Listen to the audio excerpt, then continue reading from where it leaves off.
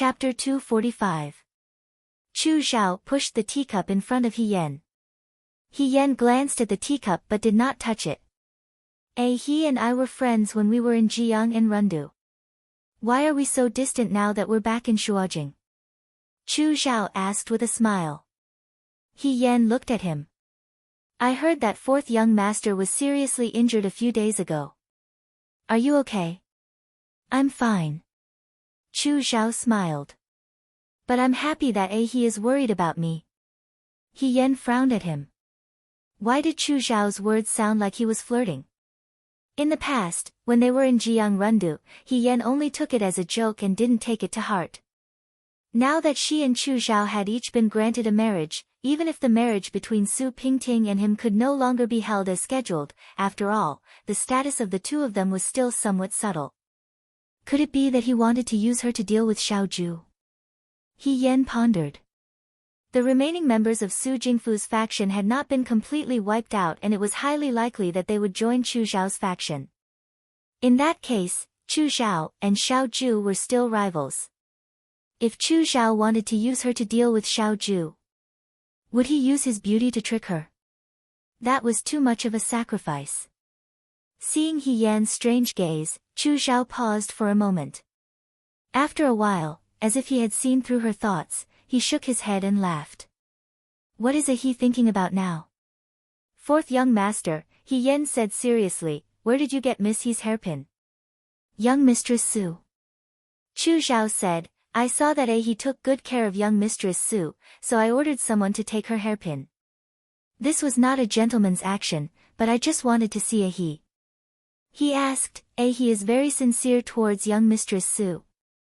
The matter between the He and Su clans was ultimately caused by me. I happen to have the same name as Miss He's elder sister who passed away. It's fate, so it's only right for me to take care of her. He Yan answered smoothly. Chu Xiao took a sip of tea and sighed, if that's the case, I really envy Miss He. What are you jealous of? I envy He for being so concerned about her. He Yan, she now understood that Chu Xiao was clearly flirting with her. Moreover, compared to before, he was flirting with her in an unbridled and open manner.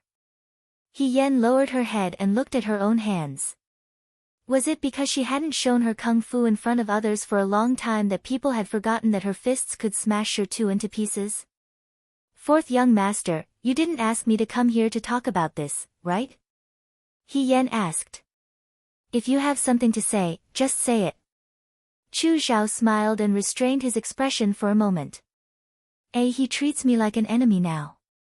Is it because of military Governor Xiao? He Yan looked at him and didn't say anything. It's almost the new year. Chu Xiao looked at her with a gentle gaze. There seemed to be a hint of sadness in his eyes. He will be marrying military Governor Xiao soon. Fourth young master, do you want to congratulate me? Chu Xiao shook his head. No, I want to ask you. Are you really going to marry military Governor Xiao?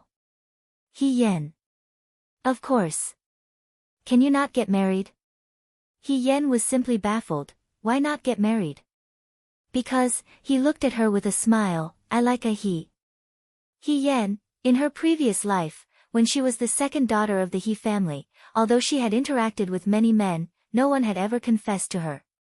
Even when she was married to Su Zhiheng had never said the word like.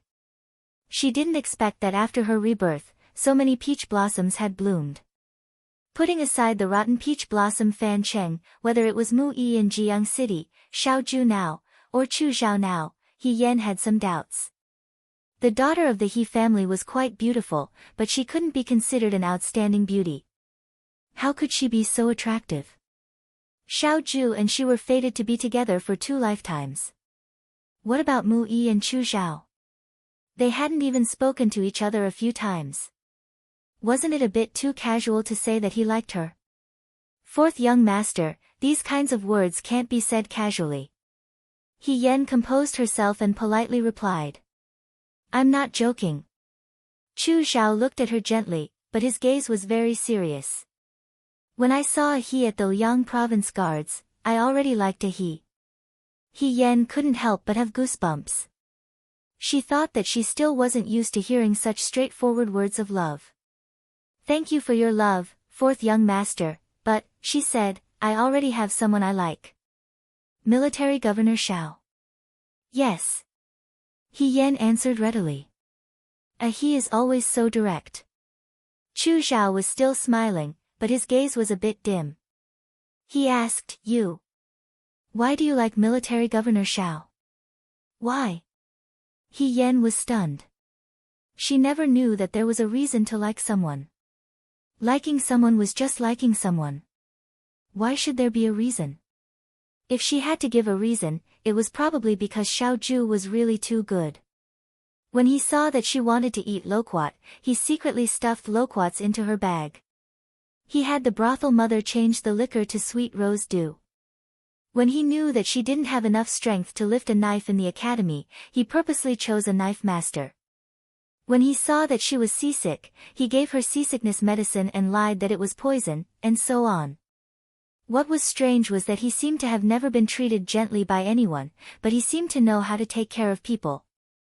After thinking for a while, she smiled and said, I wasn't very popular in the past. There weren't many people who were good to me. So every person who was good to me, I firmly remembered it.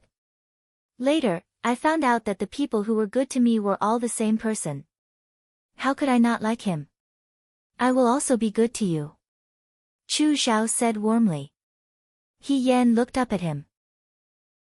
Fourth young master Chu, we are not the same kind of people. There was silence in the tea room. Chu Xiao's eyes were lighter in color. This made him look more gentle than others. But now, his eyes were like fluorite that was about to shatter. They were so fragile that it made people's hearts ache. I am very sad to hear you say that. He Yan said, I'm sorry. Although she had never been good at dealing with intimate relationships between people, He Yan didn't have much struggle in her heart when she said those words to Chu Xiao. Chu Xiao and she were not the same kind of people. This was an undeniable fact. Because of her previous life, she preferred people who were frank and open. She didn't like people who kept 30% of their words and 70% of what they said. They were always unpredictable. In the end, they were adults. He Yan didn't want to make the atmosphere awkward. He smiled. Moreover, I am about to get married. Fourth young master asked the emperor to spare Miss Su's life. Fourth young master doesn't know, she said in a relaxed tone, I'm a jealous person. In the future, the person I marry will not be able to have any other woman in the inner courtyard other than me. Xiao Ju also paid a price to marry me. What's so difficult about that? Chu Xiao looked at her and said seriously, if he is willing to marry me, he will be the only one in my backyard. Pa! Before He Yan could say anything, there was a sudden loud noise. The door behind them was kicked open. Shameless boasting. Someone sneered. He Yan turned around and saw Xiao Ju walk in with an ashen face. Compared to Chu Xilan, his entire body carried the chill of the wind and snow outside. What was even colder than the wind and snow was his expression. He Yan thought that if it weren't for the fact that the city guards were nearby, he might have killed someone. Military Governor Xiao came so quickly. Chu Xiao sighed. He stood up and smiled. I almost succeeded. He Yan's expression changed. Almost? What almost? Don't say things that will cause misunderstandings at this time. No. He Yan hurriedly explained. I didn't succeed. I failed from the beginning. Really? Xiao Ju didn't even look at her. He only stared at Chu Xilan. There was a knife hidden in his eyes and his expression was mocking. Military Governor Xiao, in front of a lady, it's best not to be too fierce. Chu Xiao chuckled, then looked at He Yan again, what I said to he today, every word and sentence is this Chu's heartfelt words. If he changes his mind, I will definitely think of a way for he. I also sincerely want to marry he. The last sentence was like honey that had been brewed for a long time. It was so seductive that it caused ripples in people's hearts. However, this ripple didn't even have time to reach her lips before it was cut off by someone's sword. The long table was smashed into pieces by the autumn drink. The teapot and cups on the table shattered on the ground. The sound was especially clear in the night. Xiao Ju's figure was tall and slender. His fingertips were slightly white as he held the autumn drink. His tone was calm, but it also seemed like he was brewing anger. He said indifferently, "Do you think you're worthy?" Chu Xiao looked at him with a smile. The atmosphere was on the verge of exploding. The city guards were not far away. He Yen guessed that if the commotion was any louder, it would attract people. Previously, when Xiao Ju used the autumn drink as the prize on the Heavenly Star platform, there were people who scolded Xiao Ju for being blinded by lust. If this matter were to spread today, wouldn't her reputation of being a femme fatale be confirmed? The heavens took pity on her. She didn't do anything, so why did things become like this? He Yen made a prompt decision. He grabbed Xiao Ju's sleeve and dragged him out. At the same time, he turned to Chu Xiao and said, "It's too late today. Let's not talk anymore. Fourth young master Chu, goodbye." Chu Xiao smiled and said, "Okay." He Yen dragged Xiao Ju out of the tea room. The two plainclothed children at the door had already disappeared. After taking a few steps out of the courtyard, Xiao Ju suddenly flung his hand away. He Yen was stunned. He saw that this person had already walked in another direction. There was no doubt that he was angry again. However, this time, He Yen could understand. She was about to get married, but she was caught trying to steal someone else's girl. If she were in his shoes, she would also feel unhappy. However, He Yen also felt wronged. She chased after He Xining and saw Chu Xiao. At first, she thought that Chu Xiao had something to say to her. He Yen was still thinking about whether she should beat him at his own game. However, she didn't expect Chu Xiao to confess to her in such a mushy way. She didn't expect this to happen. Sigh. Forget it. Anyway, second young master Xiao was angry again. She had to calm him down first. "Xiao Ju, slow down. I can't catch up," He Yen called out to him from behind. However, this time, Xiao Ju didn't slow down like before. It seemed that he was very angry. He Yen caught up with him from behind. When she reached him, she turned around and hugged him by the waist. "Stop, don't walk." Xiao Ju was hugged so tightly that he couldn't walk. He didn't look at her and turned his head to look elsewhere. His expression was still very cold. "I'll explain to you," He Yen said hurriedly. "What happened today was definitely an accident. He came to me with Xining's hairpin. I thought that something happened to Xining, so I went to see him. I didn't expect that he was just tricking me to come out and talk to me. I definitely didn't meet him in the middle of the night. There's definitely no affair." It would have been better if she didn't say the last sentence. The moment she said it, the surrounding atmosphere became even colder. "Don't be angry. It's not good for your health." He Yen reached out and rubbed his chest. "You're so young. You're so angry all the time. Be careful that you don't get sick." Xiao Ju blocked her hand and frowned. "Don't touch me." "No." He Yen clung onto him like a rascal. "Unless you're not angry anymore." Xiao Ju took a deep breath and looked down at her. His tone was very cold. "Even if he lied to you, why didn't you leave immediately after knowing that you were tricked?" "I didn't know what he wanted. I thought that he had something important to talk to me about." He Yen explained. "It's so late at night. Since you're already here." He looked at He Yen in disbelief. "Since I'm already here, of course I have to ask you clearly." He Yen said righteously. "How would I know that he was here to, talk about some irrelevant things?" Then, he muttered in a low voice, "He scared me to death." Xiao Ju sneered. "I told you to stay away from him." I know. He Yen pointed to the sky and swore. "I'll stay away from him in the future." Of course. Who would have thought that Chu Xiao would have such an idea about her? Just thinking about it made her hair stand on end. Xiao Ju's expression softened a little. He Yan looked at him. Seeing that he didn't seem as angry as before, she asked, "But, how did you know that I was here?" She exclaimed. "You got someone to follow me again?" Xiao Ju said angrily, "I didn't follow you. I followed Chu Xilan." He Yan said, "Oh, you care more about Chu Xilan than you do about me. Look at how magnanimous I am. Why am I not angry?" Xiao Ju stared at her without saying a word. "I was joking." He Yan smiled. Suddenly, she thought of something. "When did you arrive?" She was stunned. "You arrived from the beginning." The young man raised his eyebrows slightly. "He Yan, what did you hear?" She asked tentatively. "What should I hear?" He Yan didn't say anything. What should she hear? If Xiao Ju came early enough, wouldn't that mean that Xiao Ju heard everything between her and Chu Xiao? Including her unwavering confession of her love. He Yan let go of his arms and turned her head. She wanted to slap herself hard.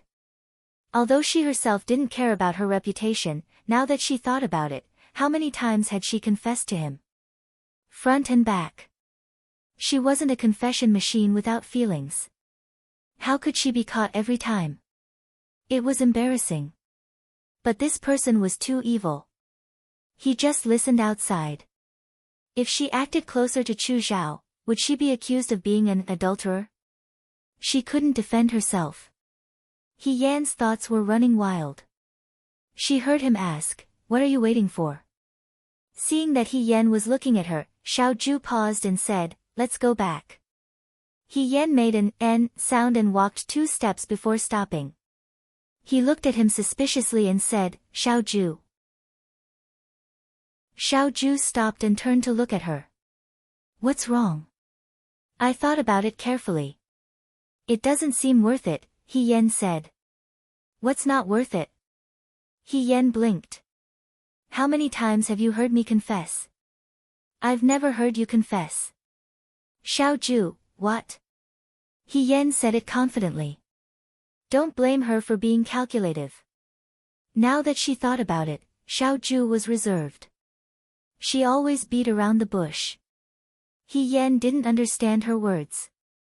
Anyway. She took a step forward and said, "You didn't say you liked her." Liked her? He looked at He Yan and asked. He Yan nodded. Yes.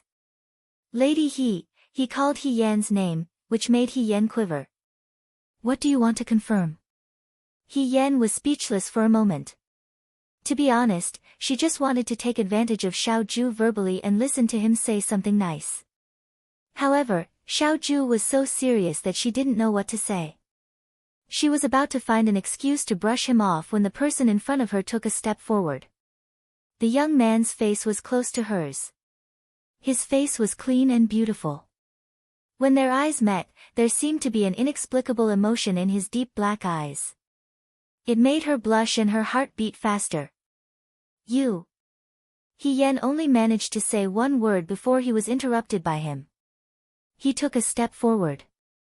The first time I picked loquats was for you. The first time I taught her swordsmanship was for you. He took another step forward. The first time I helped her apply medicine was for you. The first time I gave her candy was also for you. He took another step forward and pressed on. The first time I coaxed a girl was for you. The first time I helped her lie was also for you. After thinking about it, the first person I liked should also be you. He Yan was forced to the stone wall behind her. She couldn't retreat. She raised her head and met his smiling eyes. Lady He, are you sure now? He Yan listened to her heartbeat and forgot why she asked this question just now. Her gaze moved from Xiao Ju's eyes to the corner of his lips, and she suddenly wanted to kiss him. She did so. She tiptoed and moved closer to the person in front of her. Xiao Ju was startled at first, but then the smile in his eyes grew wider. He leaned forward slightly and was about to touch her. Wow! Shoa City is really degenerating. How can people who are gay be so brazen? I can't watch. Hey, let's go. What are you looking at? I want to see who these two people are. Maybe I know them. The two drunkards pointed at the two of them and stumbled away. He Yen was shocked. She forgot that she was wearing men's clothes at night for the sake of convenience. In the eyes of others, it was naturally two men who were whispering sweet nothings to each other. But why were there people wandering around in the middle of the night? Weren't they afraid of bumping into each other? She was annoyed. She didn't know if it was because she almost kissed Xiaoju but missed it, or because she was accused of being gay. She was depressed and buried her head in Xiaoju's arms. She didn't raise her head and said angrily, "I'm sure. I'm very sure. Okay, let's go back." Xiaoju lowered his head and glanced at her. He reached out and tried to pull her out, but she hugged him very tightly. After a while, he could only helplessly let go and chuckle. Chapter 246. The new year in Shuajing City was about to arrive.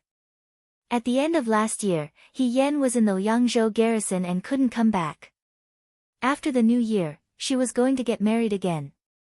He Sui went to buy a lot of New Year's goods and insisted on celebrating the new year at home. Unfortunately, he wasn't from Shuajing City. Ever since Madame He passed away, there were even fewer relatives in his home. There weren't many who could visit his relatives. However, his neighbors were very enthusiastic. They would send some dried fruits to He Yen from time to time. They would send him a plate of cooked dumplings and a piece of cured meat. They would even hold his hand and say, "Yen Yen, when you marry into a Shao family in the future and become a young mistress, don't forget about us neighbors. I even hugged you when you were young. Yes, yes, yes, I even sewed clothes for you." Thanks to Xiaoju, they didn't have to buy enough meat this year. However, He Yen still bought some things with his own money and asked someone to bring them to Wang Ba and the others. He also gave some gifts to the military instructors. They were in the camp outside the city and could only spend the new year with the soldiers. She was going to get married on the 10th of the new year. He Yen wanted Xiaoju to allow them to take a leave. Shi Tu and the others were all her friends who had followed her since she was in the Yangzhou garrison. He Yen wanted to invite them to her wedding banquet. However, ever since Xiaoju appeared that day when she met with Chu Zhao, she hadn't seen Xiaoju in the past few days. She was probably busy with the aftermath of the Mingshui case. The sky gradually darkened. They could faintly hear the sound of firecrackers and fireworks in the distance. It wasn't snowing tonight. It was a clear night. He Sui moved the table to the courtyard and called He Yen and the others to eat.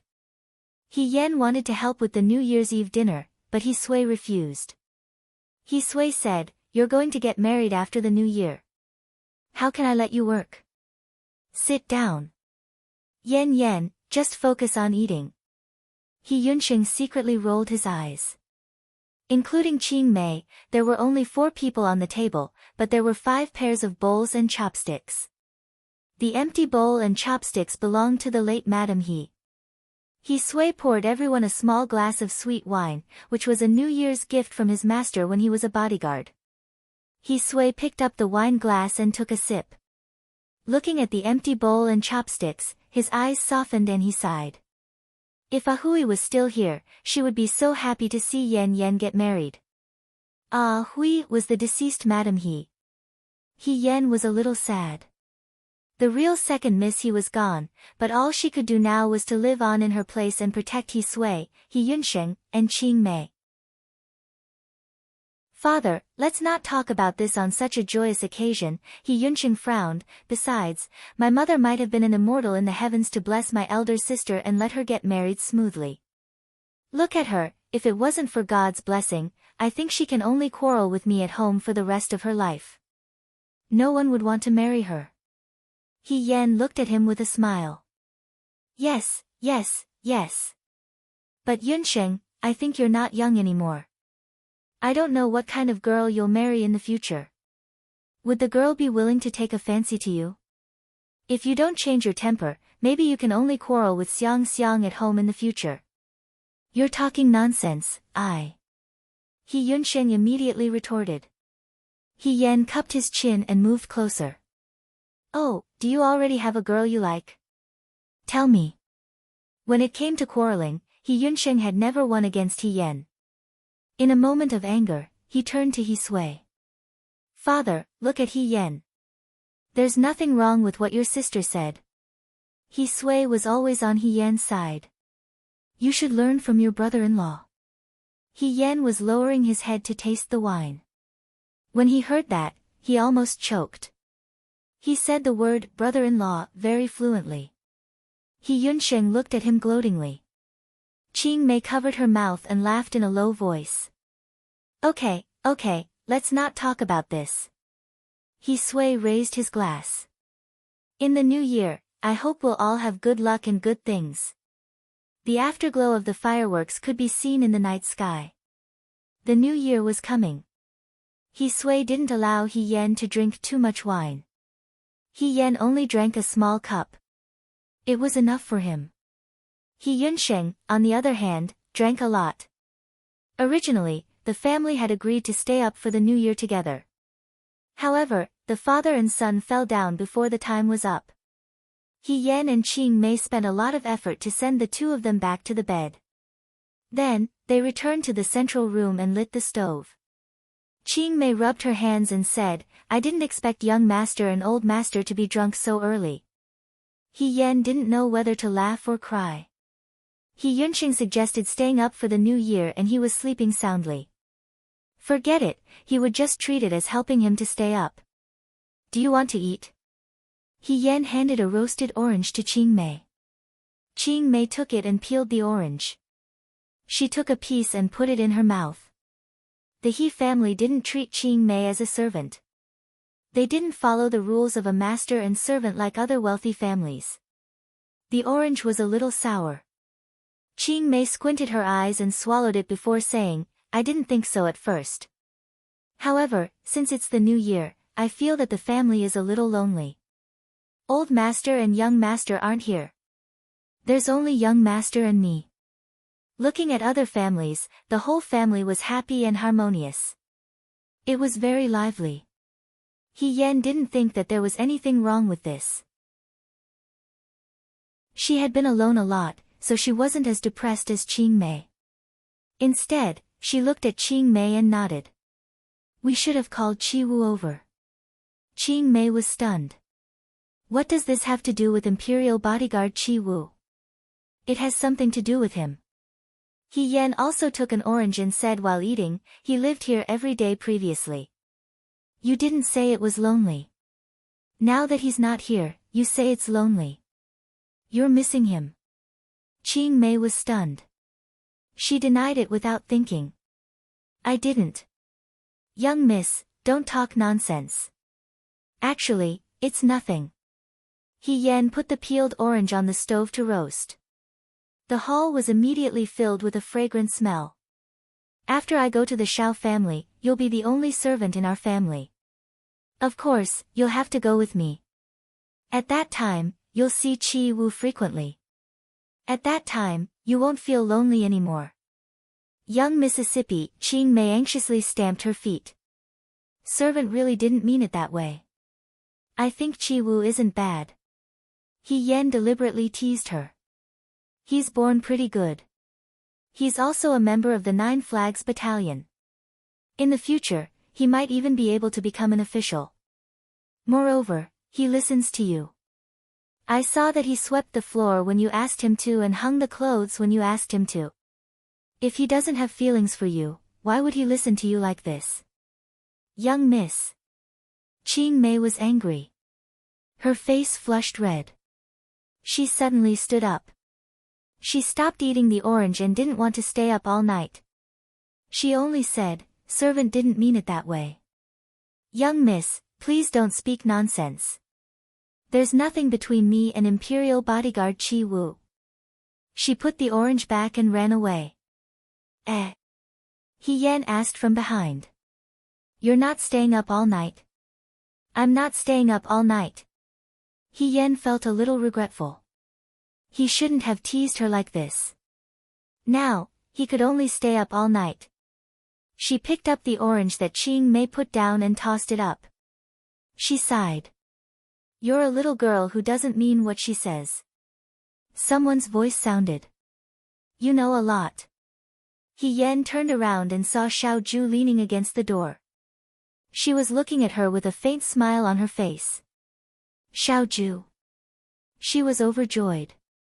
Why are you here? She looked outside.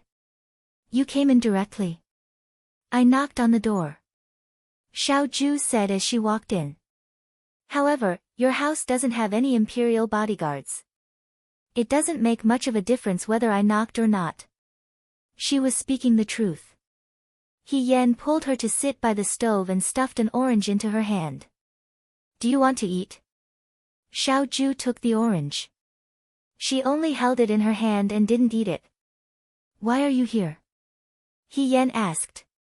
Aren't you at home with your brother and sister-in-law? After the New Year's Eve dinner, I came to see you.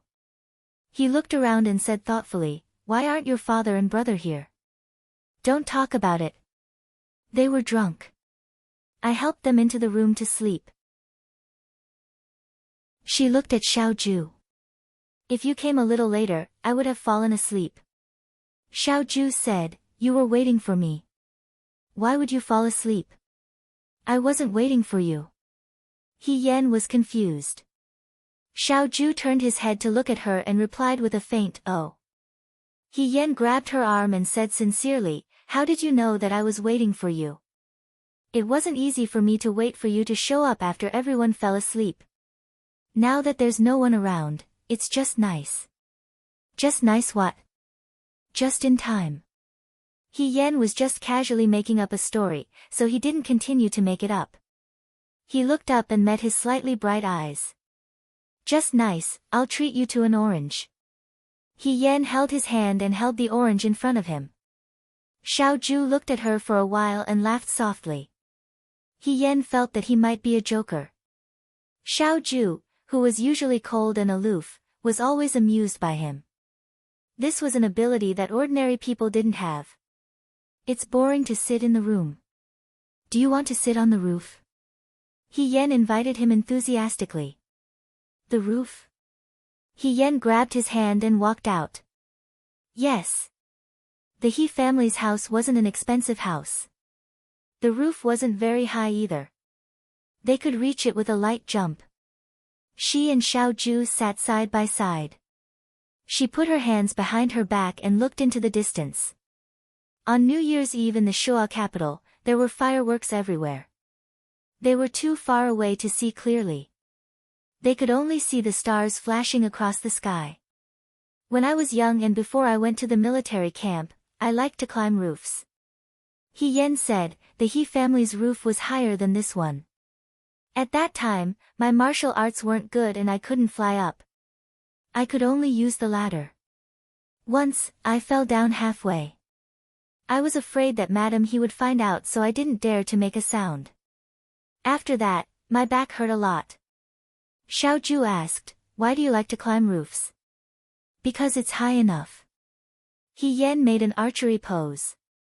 When you climb high enough, you can reach the moon and pick the stars. He chuckled. Childish.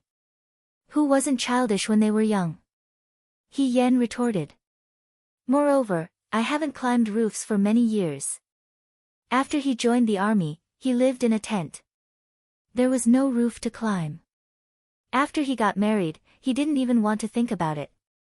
Now that he thought about it, it was a long time ago that he climbed roofs.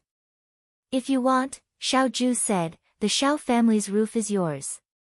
He Yen looked at him and asked tentatively, I can climb roofs after I get married? Yes. Can I bring you with me? Yes. Carrying food, Xiao Ju interrupted her. If you want to do it, you can do it. He Yen blinked and lowered her head to smile. She couldn't hide her smile. It was like a rippling water, getting bigger and bigger. Xiao Ju glanced at her and seemed to be speechless. After a while, she said, you're so happy just by climbing roofs? Of course, He Yan replied. I'm very easy to satisfy. I don't have any expensive interests. I'm happy as long as I have food, clothes, and a roof to climb. Xiao Zhu smiled and didn't say anything. He Yan touched his arm. Hey, He Yan said. How's the matter with Su Xiangyu's gang? Xiao Zhu's smile disappeared. A part of it belongs to Chu's island. This was something that He Yan had already expected. She asked, you mean that Chu Zhao's previous righteousness was intentional? Most likely, Xiao Zhu looked into the distance. He should have replaced Su Jingfu's position in the crown prince's heart. Do you know what the emperor thinks of the Yudo? He Yan asked. After this incident, the emperor won't accept the Yudo's request for peace, right? Xiao Zhu didn't say anything. After a while, she shook her head. He Yan knew that Emperor Wenxuan was no longer the most important thing. The conflict between the crown prince and the fourth prince would be planned sooner because of Su Jingfu's death. It wouldn't be long before the conflict between the crown prince and the fourth prince would be on the table.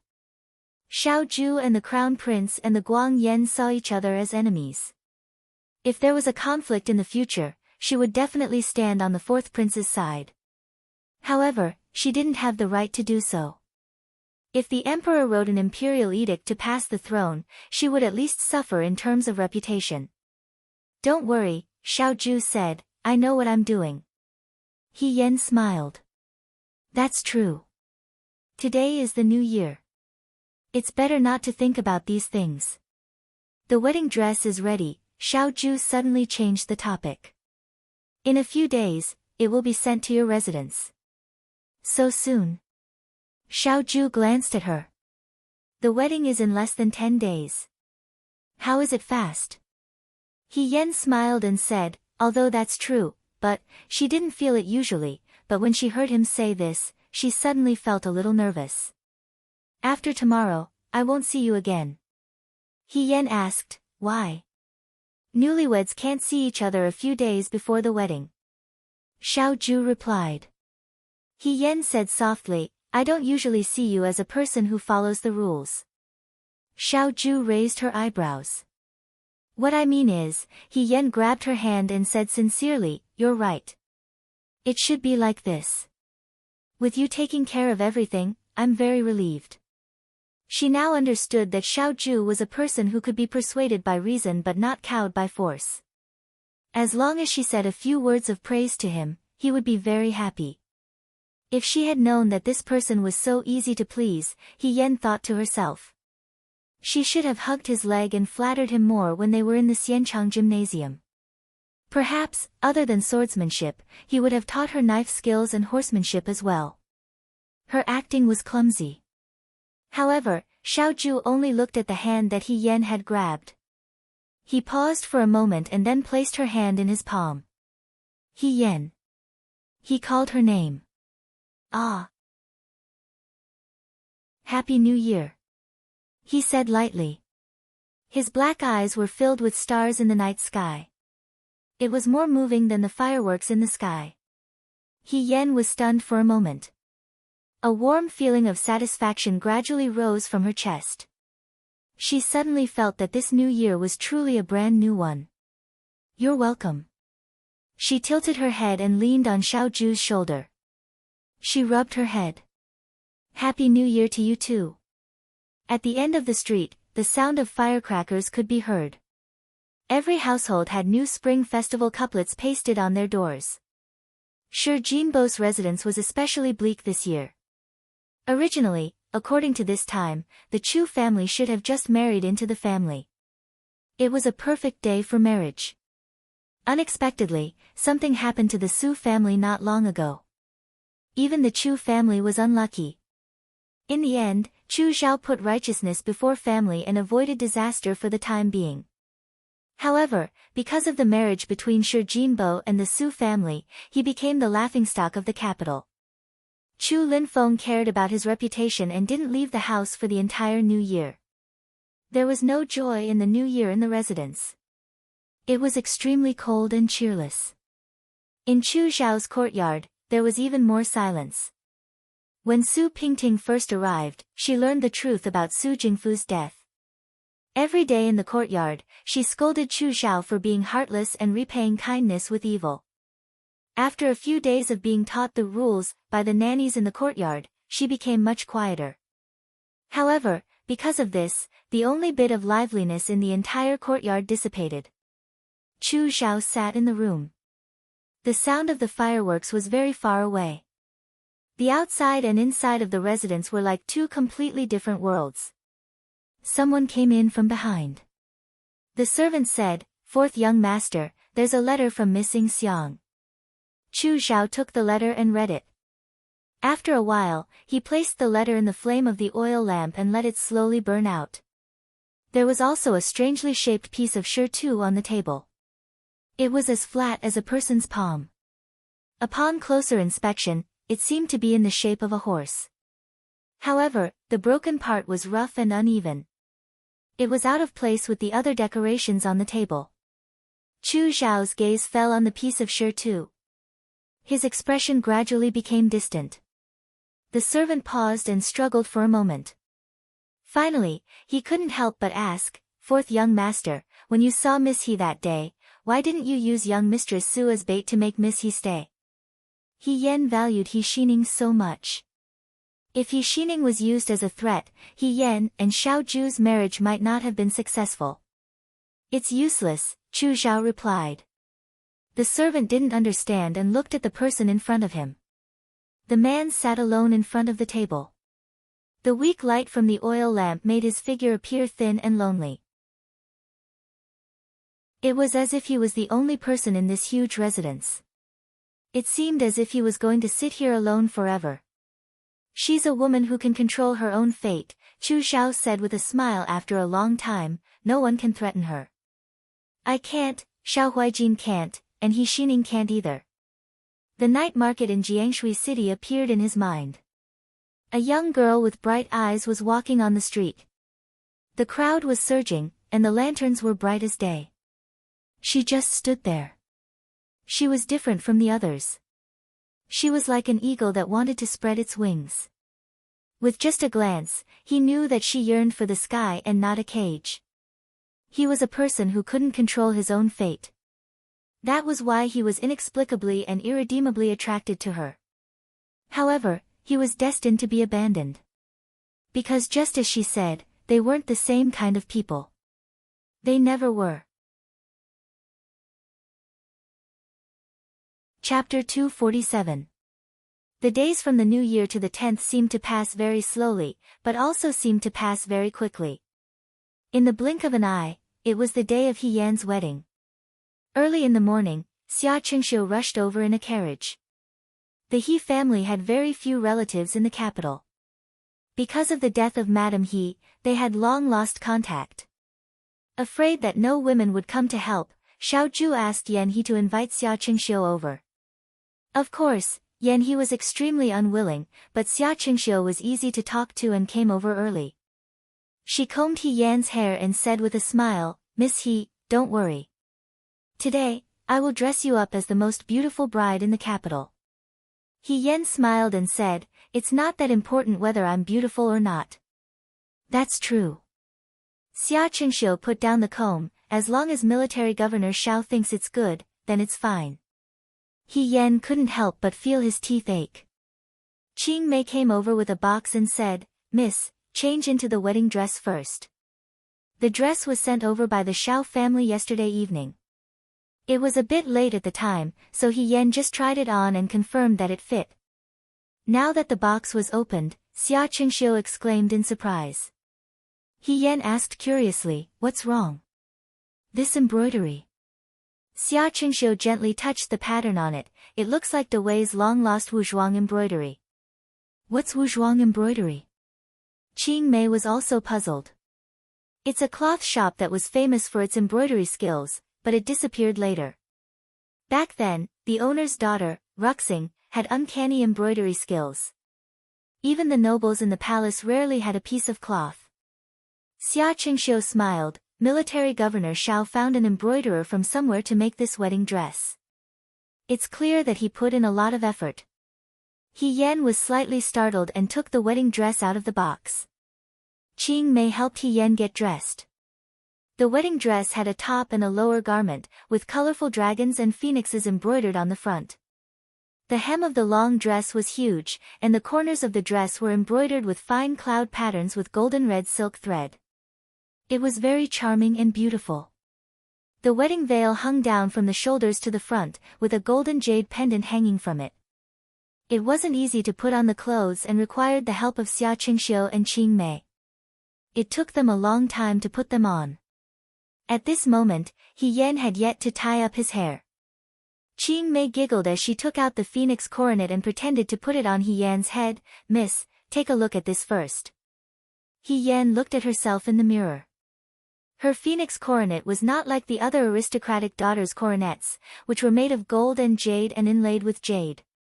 On the contrary, it looked exceptionally small, as if it was made of silk and was as thin as a cicada's wing. It was studded with rubies and pearls. When she wore it on her head, it was as if she was covered in a layer of red clouds. The crystal beads by her ears made her face look exceptionally white and beautiful. "Miss, you are so beautiful." Qing Mei looked at her in a daze. She had been by He Yan's side since childhood and knew that He Yan was born beautiful. But now, it was as if the dust on the gemstone had been brushed away. It was so beautiful that people couldn't take their eyes off her. Military Governor Shao is very good at choosing wedding dresses. Xia Qingxiu was also stunned. After a while, he smiled and said, "Among the brides who have been married in the Shuo capital these years, if we talk about wedding dresses, none can compare to the one Miss He is wearing." He Yan also felt that this wedding dress was very beautiful. Unfortunately, she didn't have any talent in poetry and couldn't come up with any beautiful words to praise it.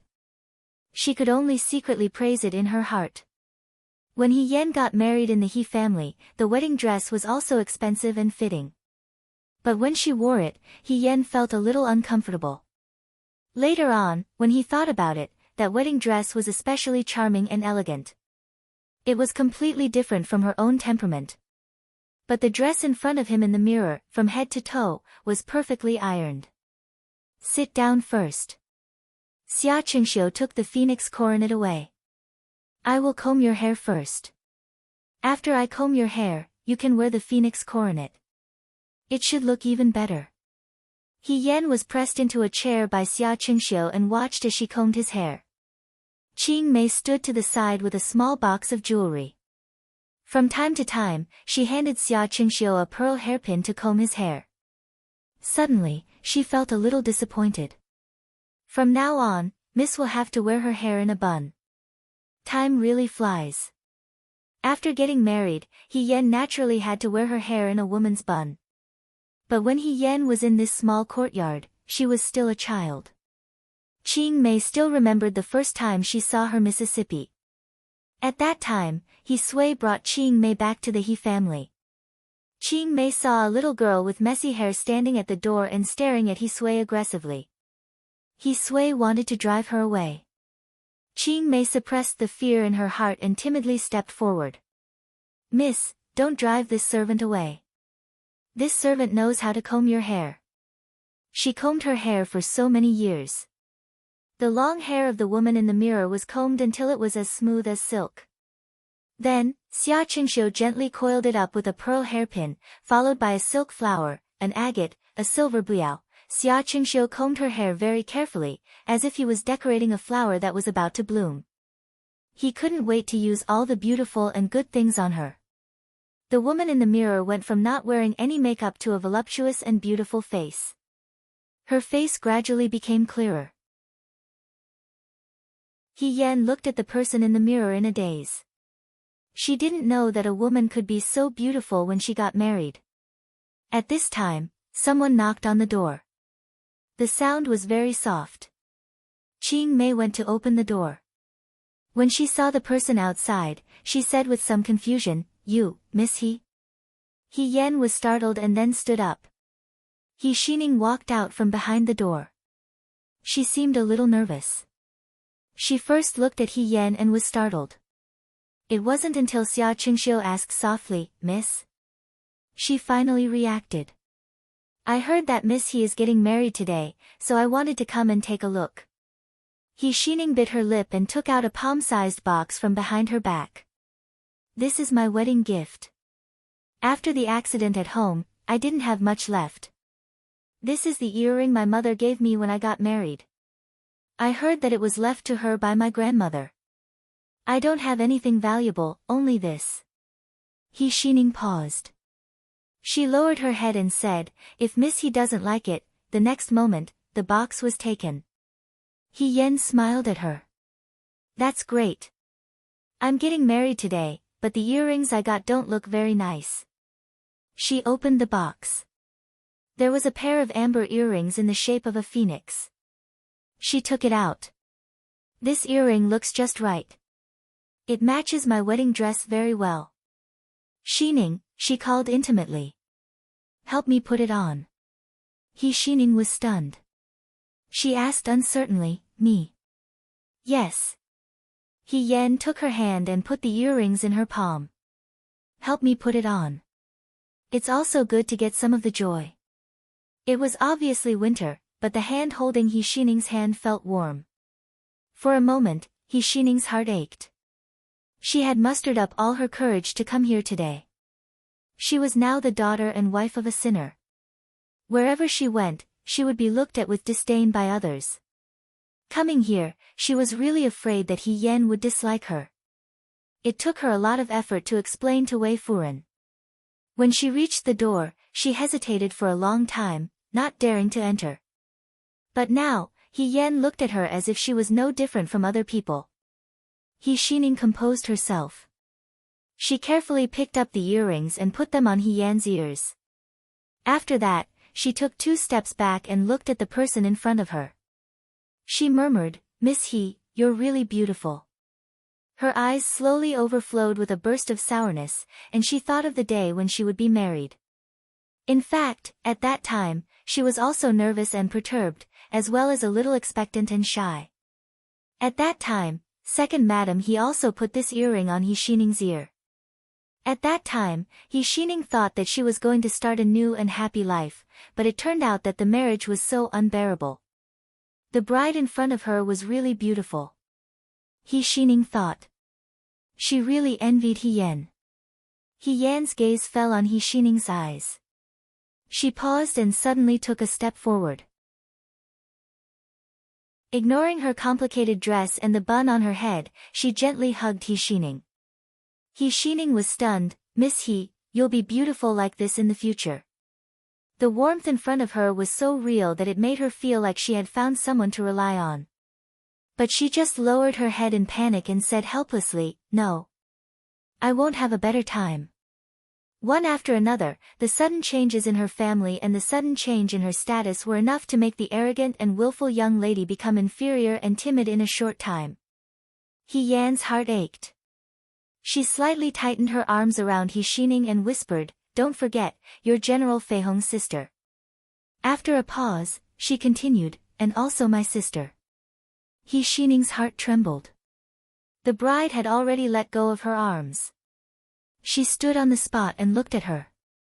Her gaze was sincere and warm. "The first time I saw you, it was at Yuhua Temple. Xining, you may not know, but Yuhua Temple is really efficacious.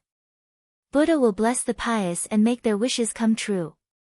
So, you'll definitely get better and better," she said. He Xining was stunned for a moment. After a while, she slowly smiled and looked at He Yan. "Okay. Since you're here," He Yan pulled her to the side, "come and help. There are really few women in our family. Qingxiu can't handle it alone. Xining, I'm afraid we'll have to trouble you for a while." He Xining quickly waved her hand, "No trouble, no trouble." By the way, the bride seemed to have thought of something and smiled at her in the mirror. "You can call me sister in the future. Is it done or not?" He Yunxing paced back and forth outside. He was a little nervous. "What's the hurry?" He Sui scolded him, "Your sister is dressing up inside. Of course, we have to take it slow." Although he said that, his eyes were filled with anxiety. The bottom of his newly made robe was wrinkled. He and He Yunsheng had also changed into new clothes. He Yunsheng had grown a lot taller, and with a change of clothes, he looked like an elegant young man. He Sui, on the other hand, had been a martial artist his whole life and rarely had the time to dress up. Now that he thought about it, the last time he dressed so grandly was when he got married. Time passed quickly. Now, it was his daughter's turn to get married. As he was thinking, the door inside opened with a creak. Xia Qingxiu and He Xining walked out. Qing Mei followed behind them. Xia Qingxiu smiled and said, "Master He, Miss He has finished dressing up. You can go in and talk to her." "Ah. Okay. Thank you very much, Miss Xia." He Sui couldn't wait to get up and walk in. He Yunsheng also followed in. Qing Mei covered her mouth and smiled. She closed the door again. He Yen turned around and saw He Yunsheng and He Sui standing in front of him. They were stunned and didn't speak. "What's wrong?" She carefully took a step forward. She was afraid that she would shake her head, which was full of pearls and hairpins. She could only raise her head slightly. "Don't I look good?" "No, no, no." "Yes." He Sui came back to his senses. "Yen Yen is so beautiful." As he spoke, he suddenly choked up. "You and your mother look so much alike." Since He Yen woke up, he knew that He Sui had a very good relationship with his late wife. Because lady he looked like Madam He was very arrogant towards her. Now that He Sui saw this, she was afraid that he would miss her. She had to move to He Sui's side and gently patted He Sui's shoulder to comfort him. "Father," He Yunsheng rolled his eyes, "why are you crying on such a big day? Don't you think you're asking for bad luck? Besides, He Yen can't compare with my mother's beauty." "You're exaggerating." He Sui was pulled back from his sadness by his words. He Sui scolded him, "How can you talk like that? It's true. Go away." He Sui pushed him aside and took out a thick stack of papers from his sleeve. "These are some land deeds and fields. Yen Yen, take them." He Yen was startled. "What do you mean?" "I've seen the betrothal gifts from the Shao family." He Sui said, "Our family can't be compared with the Shao family, but based on our family's situation, it's not shameful to tell others about your dowry. It's not written in the list. You can hide it secretly and don't tell Huijin. If you're short of money or don't have money in the future, you can use this." "Wait, father," He Yen asked, "our family's foundation is almost emptied by the betrothal gifts. How can we get the land deeds?" He Sui showed a proud smile on his face. "When I married your mother, I became a live-in son-in-law. Ahem, I didn't have any betrothal gifts. But your grandmother and grandfather loved your mother, so they still gave her dowry. After your mother passed away, I didn't use any of the dowry. I thought that when you get married in the future, I could show some of it to others. Our He family is rich and won't be looked down upon by your husband's family. As for the other part," he put the land deeds in He Yan's hands, "you can keep it. You're not a live-in son-in-law. You're going to someone else's house. You'll definitely need money. Don't ask Huijin for it. I'll get it for you. With money in hand, you'll have a stronger backbone." He Yen had never thought that He Sui, this seemingly careless and rough man, would actually have such a meticulous mind. She didn't know whether to laugh or cry. She put the land deeds back in He Sui's hands. "Father, I don't want these. I have my own salary. I'm not short of money. Yunsheng is spending money now. Keep these for him. I don't want them." Before He Sui could say anything, He Yunsheng refused first. He said, "How can a man only think about the money in the family? If I want something, I'll earn it myself. You can keep what mother gave you." He Sui slammed the land deeds on the table and said to He Yen, "No, you have to listen to me on this matter. Yen Yen, take it. If you don't take it, I won't let you go out of this door." "He Yen," she said, "Okay, I'll take it." She thought to herself, forget it. I'll find a way to put it back the next time we meet. He Sui looked at He Yan and said with emotion, when your mother died, you and your brother were the ones she couldn't let go of the most. I swore before her death that I would never remarry and raise you and your brother well. Yan, now that you have a good husband, the sure too and father's heart is half relieved. He reached out and wanted to touch He Yan's head, but he was afraid that he would mess up He Yan's hair bun. In the end, he only touched her head gently and then withdrew his hand. Your temperament is very different from your mother's. Originally, father thought that you were arrogant and willful and was afraid that you would be taken advantage of. Now, it seems that you are strong and have your own ideas. Even if you don't marry Xiao Huijin, you can still live a good life if you marry someone else. Father is proud of you. He Yan looked at the man in front of her. In her previous life, she had only been used and disappointed by the word father. Now, God seemed to want to compensate her by sending the world's best father to her. She now knew that a father's shadow could be so gentle and strong, silently loving his children as always. Father. She held He Sui's calloused hands and said with a smile, thank you. I am also proud of you. Qing Mei's voice came from outside. Miss, the wedding procession is almost here. Master, if you are done talking, quickly come out. Don't miss the auspicious hour. He Sui helplessly let go of her hand and looked at He Yan again. He was reluctant to part with her, as if he had thousands of words to say. In the end, he could only force out one sentence. Yan, father will go out first. He Yan nodded. Qing Mei came in and asked He Yunxing to wait at the door. She tidied up He Yan's clothes and carefully covered He Yan with a veil. She held He Yan's hand and walked towards the door. She said softly, Miss, you must not be nervous. Don't be nervous. When she spoke, her voice was slightly trembling. He Yan wanted to laugh. She was getting married, not going to a fire. Everyone in the He family was making the atmosphere of life and death. When they reached the door, Qing Mei said, Young master, Miss is coming out. The bride was to be carried on the back of her brother to the bridal sedan. He Yunxing half squatted and said nervously, come up. He Yan climbed on his back. The young man looked tall and thin, but his back was broad and warm. He Yan held his neck with both hands and whispered when no one else could hear, Yunxing, have you eaten breakfast? Shut up. He Yunxing was a little nervous at first, but after being interrupted by her, his sadness disappeared. He only said, I told you not to eat. You are so heavy. Am I heavy? He Yan frowned slightly. You can't even carry me.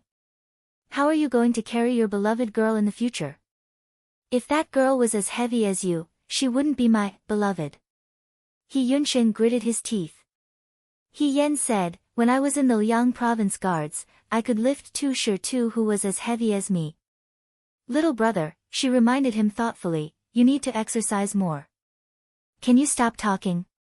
He Yan said, oh. Sure enough, he stopped talking. The road from the door to the bridal sedan wasn't long, but He Yunxing walked very slowly. After He Yan really stopped talking, he fell silent again. After a while, he said, He Yan. What? Now that you are with the Xiao family, you can eat whatever you want. Didn't you tell me to eat less? If you really want to eat, then eat. He Yunxing frowned. You are already like this in your own home. You can't behave properly in other people's homes. In any case, just treat the Xiao family as your own home. Don't let yourself suffer. If anyone bullies you, just tell me. Even if I have to tear down the Xiao family's door, I will stand up for you. He Yan leaned on his back. No one could see that her face under the veil was twitching with laughter. Thank you. But I don't think anyone would dare to bully your older sister. If someone really does bully me, I will get back at them myself. But you, she lectured He Yunxing, after I leave, don't always go against father. He is old. Why are you always arguing with him? Give in to the elderly. And you, be more generous in the academy. Your older sister is an official of the imperial court, and your brother-in-law is a famous general of the Dewey. Let's not talk about squandering money like it doesn't matter. Occasionally, you can pretend to be a hedonistic son. He Yunsheng was speechless when he saw that her words were getting more and more out of hand. After a while, he said, "We're here." The bridal sedan was right in front of them. He Yan got down from He Yunsheng's back and was helped into the bridal sedan by Qing Mei and Xia Qingxiu. The bridal procession had already arrived. She could hear the discussions of the people around her. Some of the voices reached He Yan's ears. "Hey, isn't that Military Governor Shao? Military Governor Shao is here. He's here, he's here. Aya, he's so handsome. He also has a noble aura. What kind of luck did that girl from the He family walk on? How did she meet such a good marriage? Speaking of which, our little peanut isn't bad either. Are they still accepting people? Even if she is sent in as a concubine, she will be pretty when she has children in the future." "Bah, you're dreaming. If they really want to accept people, it won't be your family's turn first. My little Yezi is still unmarried." He Yen sat in the bridal sedan and listened to the people's words. She really wanted to lift the curtain of the bridal sedan to see what the groom looked like. Speaking of which, she had never seen Xiaoju in a red dress. She didn't know if she was as graceful as the moon and as beautiful as flawless jade. She could only faintly hear the sound of Xiaoju bowing and saying goodbye to He Sui. It seemed like they were releasing the betrothal gifts and sending off geese.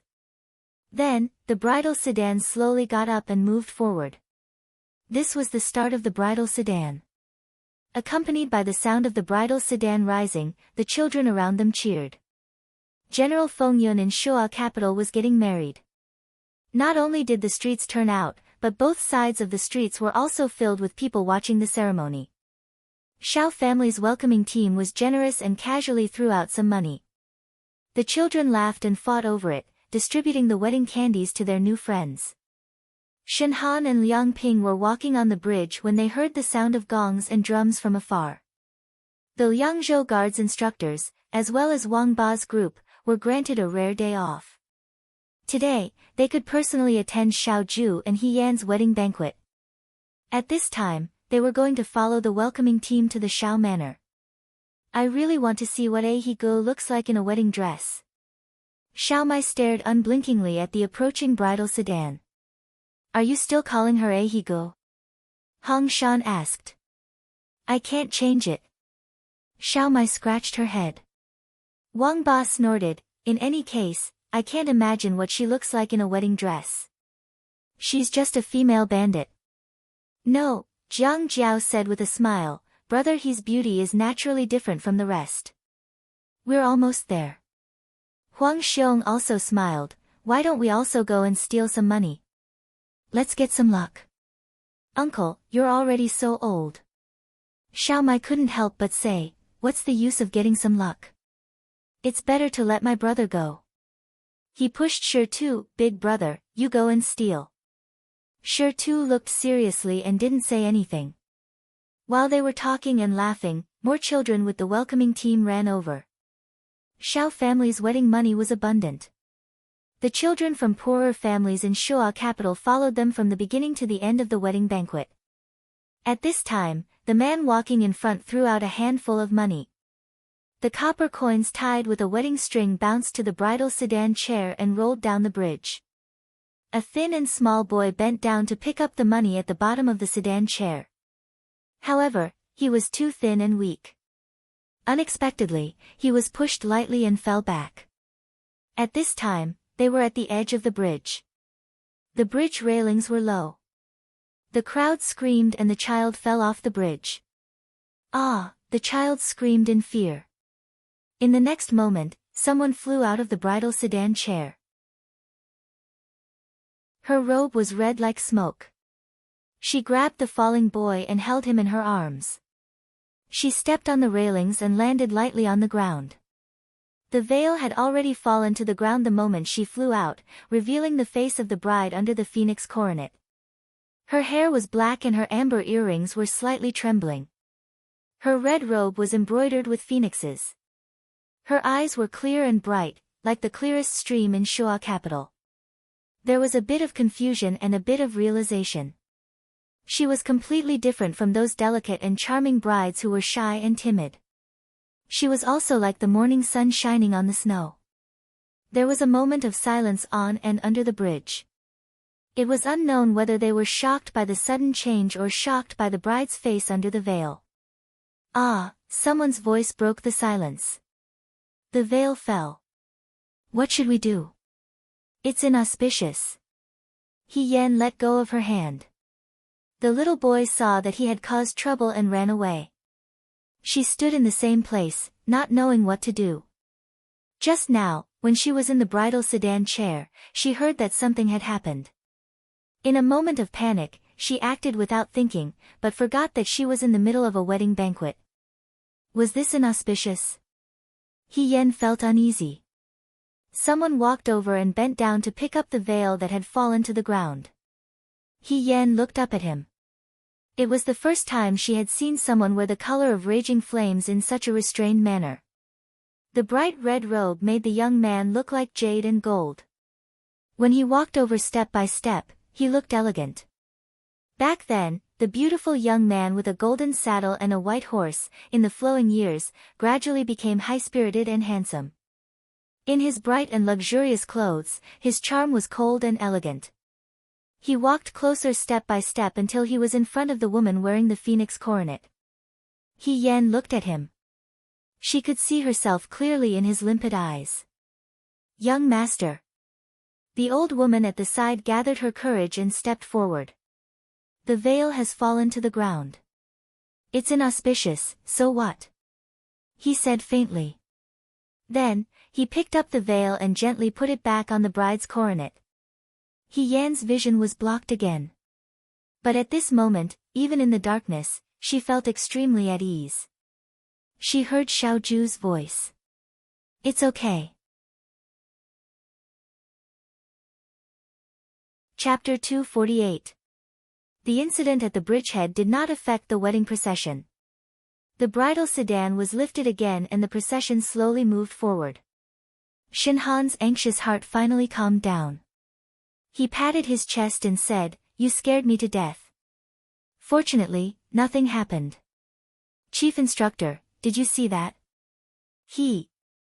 Mrs. Skills did not fall behind. Liang Ping touched his chin and said, "Her movements just now were so swift. She is indeed a soldier that I taught." Are you proud of the soldier that you taught? Shinhan glanced at him. If you have the ability, say it again in front of the Commander-in-Chief. I don't dare. Liang Ping smiled embarrassedly. We shouldn't call her Miss He now, right? Ma Damei moved forward and said, should we call her young madam? That's not right. Liang Ping scratched his head. She has an official position now. We should call her madam. Then. Madam Xiaohe. Why does she sound like a man? Xiaomai bent down to pick up a piece of wedding money on the ground. Just as she straightened up, she heard the aunt beside her say, how could Military Governor Xiao pick up the veil on the ground by herself just now? How inauspicious. That's right. The bride's face was seen by others. She is not particular about etiquette. I heard that she was originally a woman from an ordinary family. It's natural that she doesn't know these rules. That's not right, hey. A loud shout interrupted the women who were gossiping together. The women turned their heads and saw a strong man with a scar on his face staring at them fiercely. He shouted, if she didn't go out, that boy would be dead now. You people are just standing there and talking. What the hell do you know? The women were shocked. The leading woman retorted fiercely, we are talking among ourselves. What does it have to do with you? Wang Ba pulled out the long knife at his waist. When the women saw this, they were so scared that their faces turned pale. They stopped arguing with Wang Ba and turned to run away. Jiang Jiao coughed softly. Brother Wang, you don't have to scare them like that, These shrews only know how to gossip behind people's backs. I don't like listening to them. Wang Ba sheathed his saber and scowled. What bullshit rules are they? Who made the rules? If I say there is no such rule, then there is no such rule. He was used to being overbearing, so Jiang Jiao could only smile helplessly. Mai, on the other hand, shared his hatred for a common enemy. That's right. Why don't they say that brother he saved someone just now? Forgive me too. Hong Shan leaned against the railing of the bridge and smiled. The 3 men that women in Shua capital want to marry the most have been taken away by your Ahigo. I'm not happy about it, but what's wrong with my mouth? Where it's possible to make mistakes, one should forgive them. Brother, his meddlesome nature hasn't changed even after becoming a woman. Huang Xiong shook his head and sighed. Seeing someone in trouble, you want to save them regardless of the situation. I think that lady he is no different from He Yan of the Yangzhou guards. Wang Ba snorted. Otherwise, it wouldn't be like her. Let's go. He put away the string of wedding money he had just stolen. The procession has gone far. The bridal sedan circled around half of the capital before arriving at Shaofu. Before getting off the sedan, Chiwu handed over a bow and arrow. A youth wearing wedding clothes walked to the front of the sedan and shot 3 red arrows towards the bottom of the sedan. The red arrows were firmly nailed into the bottom of the sedan to ward off evil spirits. Bai Rongwei helped He Yan down from the bridal sedan and handed the red string tied with a concentric knot to Xiao Ju and He Yan's hands. He Yan had a veil over her head and couldn't see anything. She had been blind for a long time and was used to being able to walk by herself even in the dark. But today, she had completely given herself to another person and entrusted her entire body and mind to him. The bride held the concentric knot and was carefully led over the brazier towards the auditorium. The auditorium was already filled with people who were watching the excitement. Lin Shuanghe stood at the very front with a face full of smiles. Yan he glanced at his expression and couldn't help but say in disgust, "What's with your expression? Those who don't know would think that you're marrying a wife today. This is even more delightful than me marrying a wife." Lin Shuanghe opened his fan. What is more delightful than your close friend marrying your close friend? Your close friends are too many and too cheap. Yan he mocked him. Brother, Lin Shuanghe looked at him. A loner like you doesn't even have many friends. Why did you come to our Huijin's wedding? You think I really wanted to come? Yan he sneered.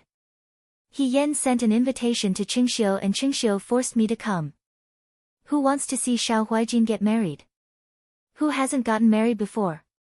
He glanced at Lin Shuanghe. Oh, I'm sorry. I almost forgot. You haven't gotten married before. What do you know? Lin Shuanghe closed his fan and smiled. I won't give up the entire garden for a flower. Yan he replied with a cold laugh. As they spoke, He Yan and Xiao Ju had already arrived in front of the incense table. After the music was played and the firecrackers were fired, the 2 of them first offered incense and candles to the gods and ancestral tablets. Then they offered incense, prostrated themselves, and returned to their original positions. Then, the couple bowed 3 times. Xiao family's parents were no longer there. Bai Rongwei invited the memorial tablets out of the ancestral hall. After paying respects to the heaven and earth, the husband and wife faced each other. He Yan lowered his head and bowed. Suddenly, it seemed that a long life had passed. When he got up, the crowd cheered. Cheng Lisu's excited shouts were mixed in. Send them to the bridal chamber. Hurry, uncle, hurry up and lift the veil. I want to see Aunt. Song Tao Tao frowned slightly. Lower your voice. Why lower my voice? Cheng Lisu's face was full of excitement. Don't you want to see what Aunt looks like in her wedding dress? Song Tao Tao silently rolled her eyes. She really didn't want to see. Who would want to see their sweetheart marry someone else in a phoenix coronet and a red wedding gown? But there was still someone beside her who didn't understand her meaning. Ah! I didn't expect my brother to become my aunt in the end. It's unbelievable. He Yan was led into the bridal chamber by Qing Mei and by Rongwei. They temporarily avoided the noisy crowd outside. She was covered by the veil and couldn't see anything. As soon as she sat down, she was startled. She reached out and grabbed a few longanians. Bai Rongwei smiled. Congratulations, He. It seems that you and Huijin will have a child soon. He Yan, Qing Mei quickly smoothed out the wrinkles on He Yan's wedding dress. Then, she hurriedly stuffed 2 snacks the size of a finger into He Yan's mouth. She whispered, "Miss, eat a few bites to fill your stomach first. The young master will be here soon to lift the veil. Eat carefully. Don't rub off on your fat." He Yan was originally calm, but after hearing Qing Mei's words, he became nervous. However, eating something could indeed ease one's nerves. She ate 3 or 4 bites in a row. Then, Cheng Lisu's excited voice came from outside. "Uncle, hurry up. Don't make my aunt wait." Immediately after, Song Tao Tao retorted, "You should shut up. I think you're the most anxious one." A group of people walked over noisily. He Yan thought that he had seen a lot of wind and waves in his 2 lives, but at this moment, his palms couldn't help but be covered in a thin layer of sweat. The bridal chamber was actually very spacious. However, Lin Shuanghe, Cheng Lisu, and Liang Ping all squeezed in. No matter how big the room was, it wasn't big enough. Xiao Jing handed the red cloth-wrapped weighing scale to Xiao Ju. She said, "Huijin, it's time to pick the bridal veil." Xiao Ju took the bridal veil and slowly walked in front of He Yan. He Yan sat with his head lowered. She could see his black boots under the veil. Suddenly, she pursed her lips. From today onwards, she had never officially met Xiao Ju. However, after taking off the veil, her life would be closely linked to Xiao Ju's life. He would become the person who stood side by side with her. How would Xiao Ju see her? He Yan's thoughts ran wild. At this moment, she felt as if she had returned to her previous life. She sat in front of the mirror and slowly took off her mask. She looked at the familiar yet unfamiliar face under the mask. It was like a dream, real yet illusory. The bridal veil hooked around the edge of the bridal veil. Then, her eyes lit up. He Yan grabbed the corner of his robe and slowly raised his head to look at the person in front of him. She fell into a pair of black eyes. In an instant, the moonlight was blurred and the blue sky was bright. The man stood a step away from her and looked down at her. His red robe was like fire. In this crowd, he was stunningly beautiful. His eyes were like the night sky, but in the night sky, she could see a complete and clear reflection of herself. In his eyes, there was no one else but herself. He Yan looked at him in a daze. It was as if she wanted to look at him forever. The room was so quiet that you could hear a pin drop. After some time, Lin Shuanghe shouted exaggeratedly, "Oh my God! I've attended at least 8 wedding banquets, if not 10, but this is the first time I've seen such a beautiful bride. How lucky is our Huijin to be able to marry a fairy who descended from the heavens. How much good karma did you cultivate in your previous life to be able to have such good fortune in this life? Are you here to perform?" He dug his ears and said disdainfully, "You're such a smooth talker." Shen Han and the other instructors were stunned. Liang Ping even blushed and said, "I didn't expect He Yan to be even more beautiful than Dr. Shen in a wedding dress." "If you want to die, I won't stop you," Shen Han warned in a low voice. "Don't drag me down with you. My aunt is so beautiful. She's my aunt." Cheng Lisu clenched her fists excitedly. "I announce that the most beautiful woman in Shua City is my aunt." Song Tao Tao held her forehead. However, from a woman's point of view, He Yan was too beautiful today. Although she was charming when she was dressed as a man, when she sat there and looked up at the man in front of her, her eyes sparkled like stars in the Milky Way. "Brother Wang," Xiao Mai asked Wang Ba, "this time you have to admit that Ahi Gu is really beautiful." Wang Ba waved his hand impatiently. She's just a so-so. He couldn't help but take a few more glances. Brother, he is very good, Jiang Jiao said with a smile. I see that military governor Xiao treats her very well. When men look at other men, they always have a lot of understanding. Bai Rong smiled and reminded him softly, it's time to drink the nuptial wine.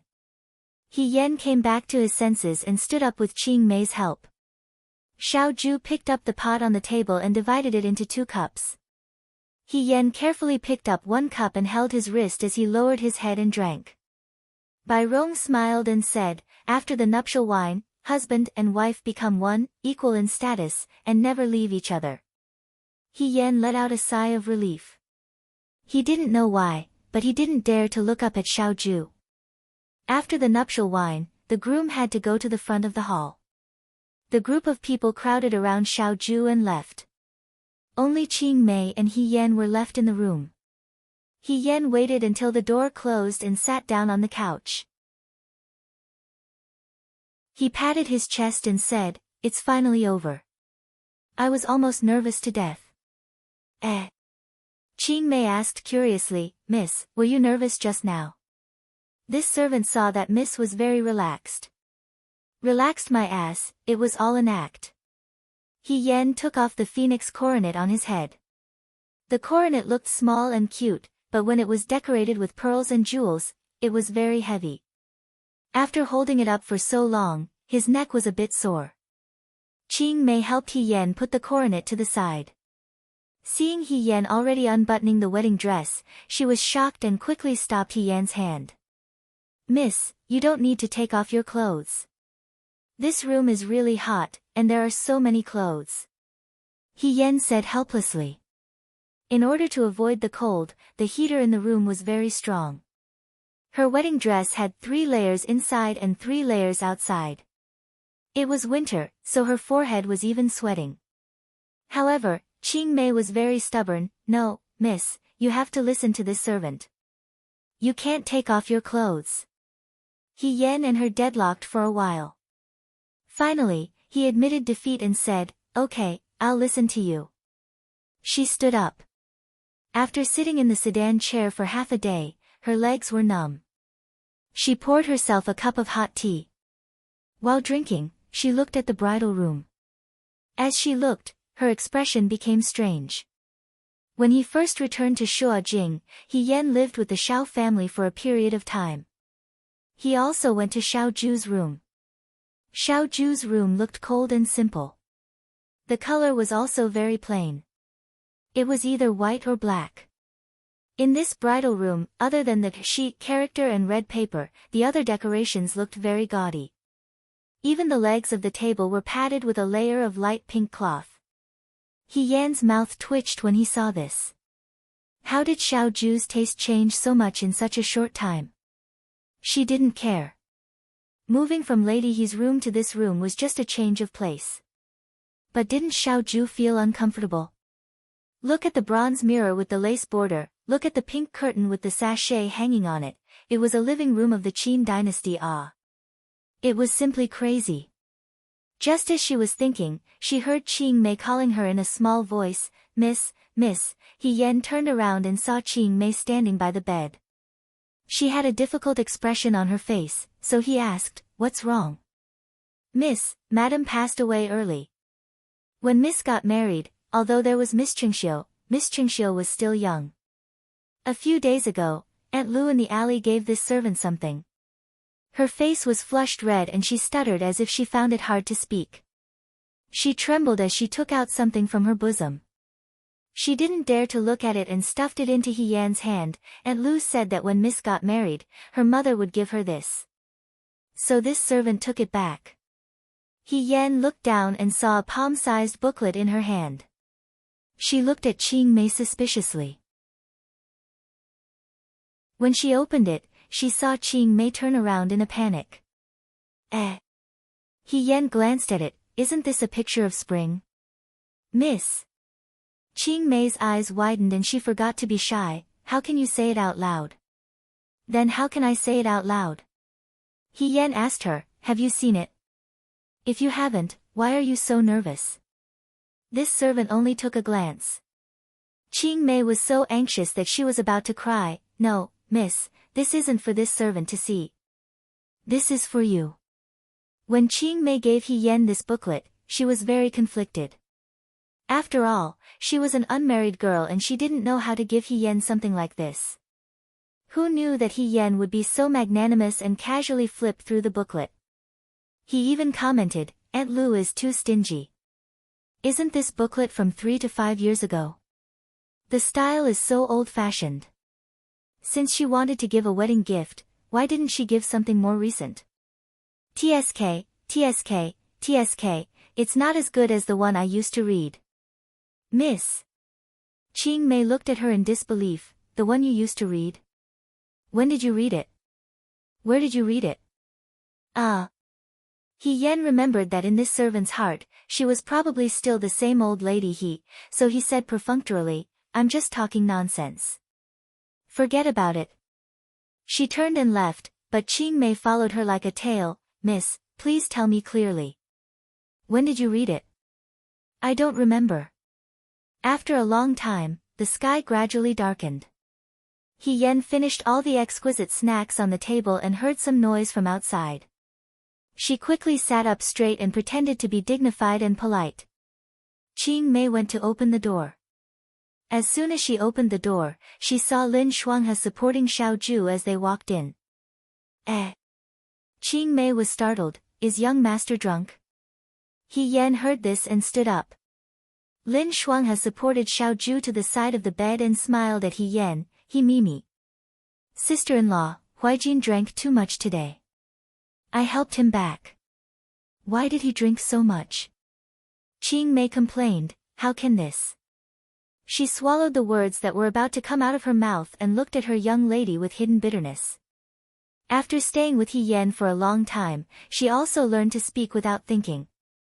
He Yan turned to look at Xiao Ju. He was supported by Lin Shuanghe to sit on the side of the bed. His head was leaning against the headboard and his eyes were closed. He looked fine and didn't seem to be in pain, but it seemed like he couldn't handle the alcohol. Xiao Ju can get drunk, she said thoughtfully. Everyone wants to drink with him. How can he not get drunk? Lin Shuanghe sighed, speaking of which, Huijin's marriage is a big deal. Those martial artists can all drink. He's still all right. Go outside and look at the hall. He's lying on the floor and vomiting. Especially Yan He. He seemed to be speechless. He kept asking Huijin to drink with him.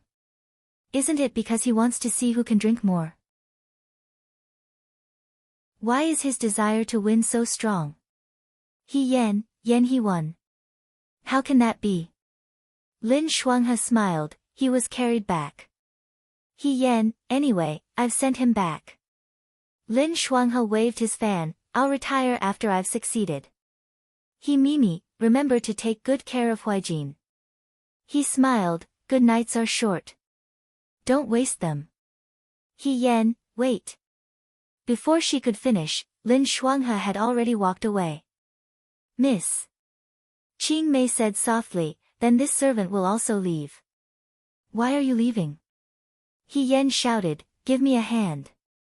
This. I'm afraid it's a bit inconvenient.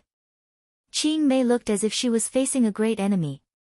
She waved her hands. Besides, this servant isn't very strong. I heard that when Miss was in the Liang province guards, you could lift a huge rock by yourself. I think you can take good care of military governor Xiao by yourself. She walked towards the door and said, then, this servant will also leave. Hey! This servant was sometimes timid, but sometimes she was quite good at arguing. Yan sighed. This time, only Xiao Ju and her were left in the room. She turned to look at Xiao Ju. When this person was drunk, she was very quiet. She didn't act crazy or speak nonsense. She just leaned against the headboard as if she was taking a nap. Yan walked over and nudged her, Xiao Ju. There was no reaction. She waved her hand in front of Xiao Ju's face. Xiao Ju still had her eyes closed. Yan sighed in relief. She thought that Xiao Zhu was indeed drunk. Alright, she had gotten drunk in front of Xiao Zhu before. Xiao Zhu had also gotten drunk in front of her. It was fair to each of them once. He Yan sat down beside her and leaned forward to look. When Xiao Zhu's eyes were closed, her eyelashes obediently drooped down like the wings of a butterfly. He Yan's heart itched and she couldn't help but reach out to touch her. The young man frowned slightly. She quickly retracted her hand, thinking that Xiao Zhu had woken up. After a while, she saw that Xiao Zhu didn't respond. She gradually became bolder. He Yan had never denied Xiao Zhu's beauty. When he was in the Xianchang Hall, he was too lazy to pay attention to anyone. However, he still attracted a lot of attention. Later, when he became the commander of the right military, even though he was rumored to be ruthless, he still didn't drop out of the top 3 of the dream man of Shuajing. It was all because of his face. He Yan sat closer and stared at him. TSK, TSK, TSK. She sighed and said, elegant and refined. Just by looking at this person's face, she couldn't tell that he spent every day on the battlefield. How could his face not be haggard at all? His skin was like jade, his facial features were handsome, and his jawline was extremely beautiful. Just looking at him would give birth to evil thoughts. He Yan sighed. When the heavens created Xiao Zhu, they must have put a lot of thought into it. Perhaps this was the life that others envied but couldn't get. He Yan looked at the man leaning against the wall, and her guts grew. She shouted, such a beautiful person, and now she's in my hands. This is a rare opportunity in 100 years.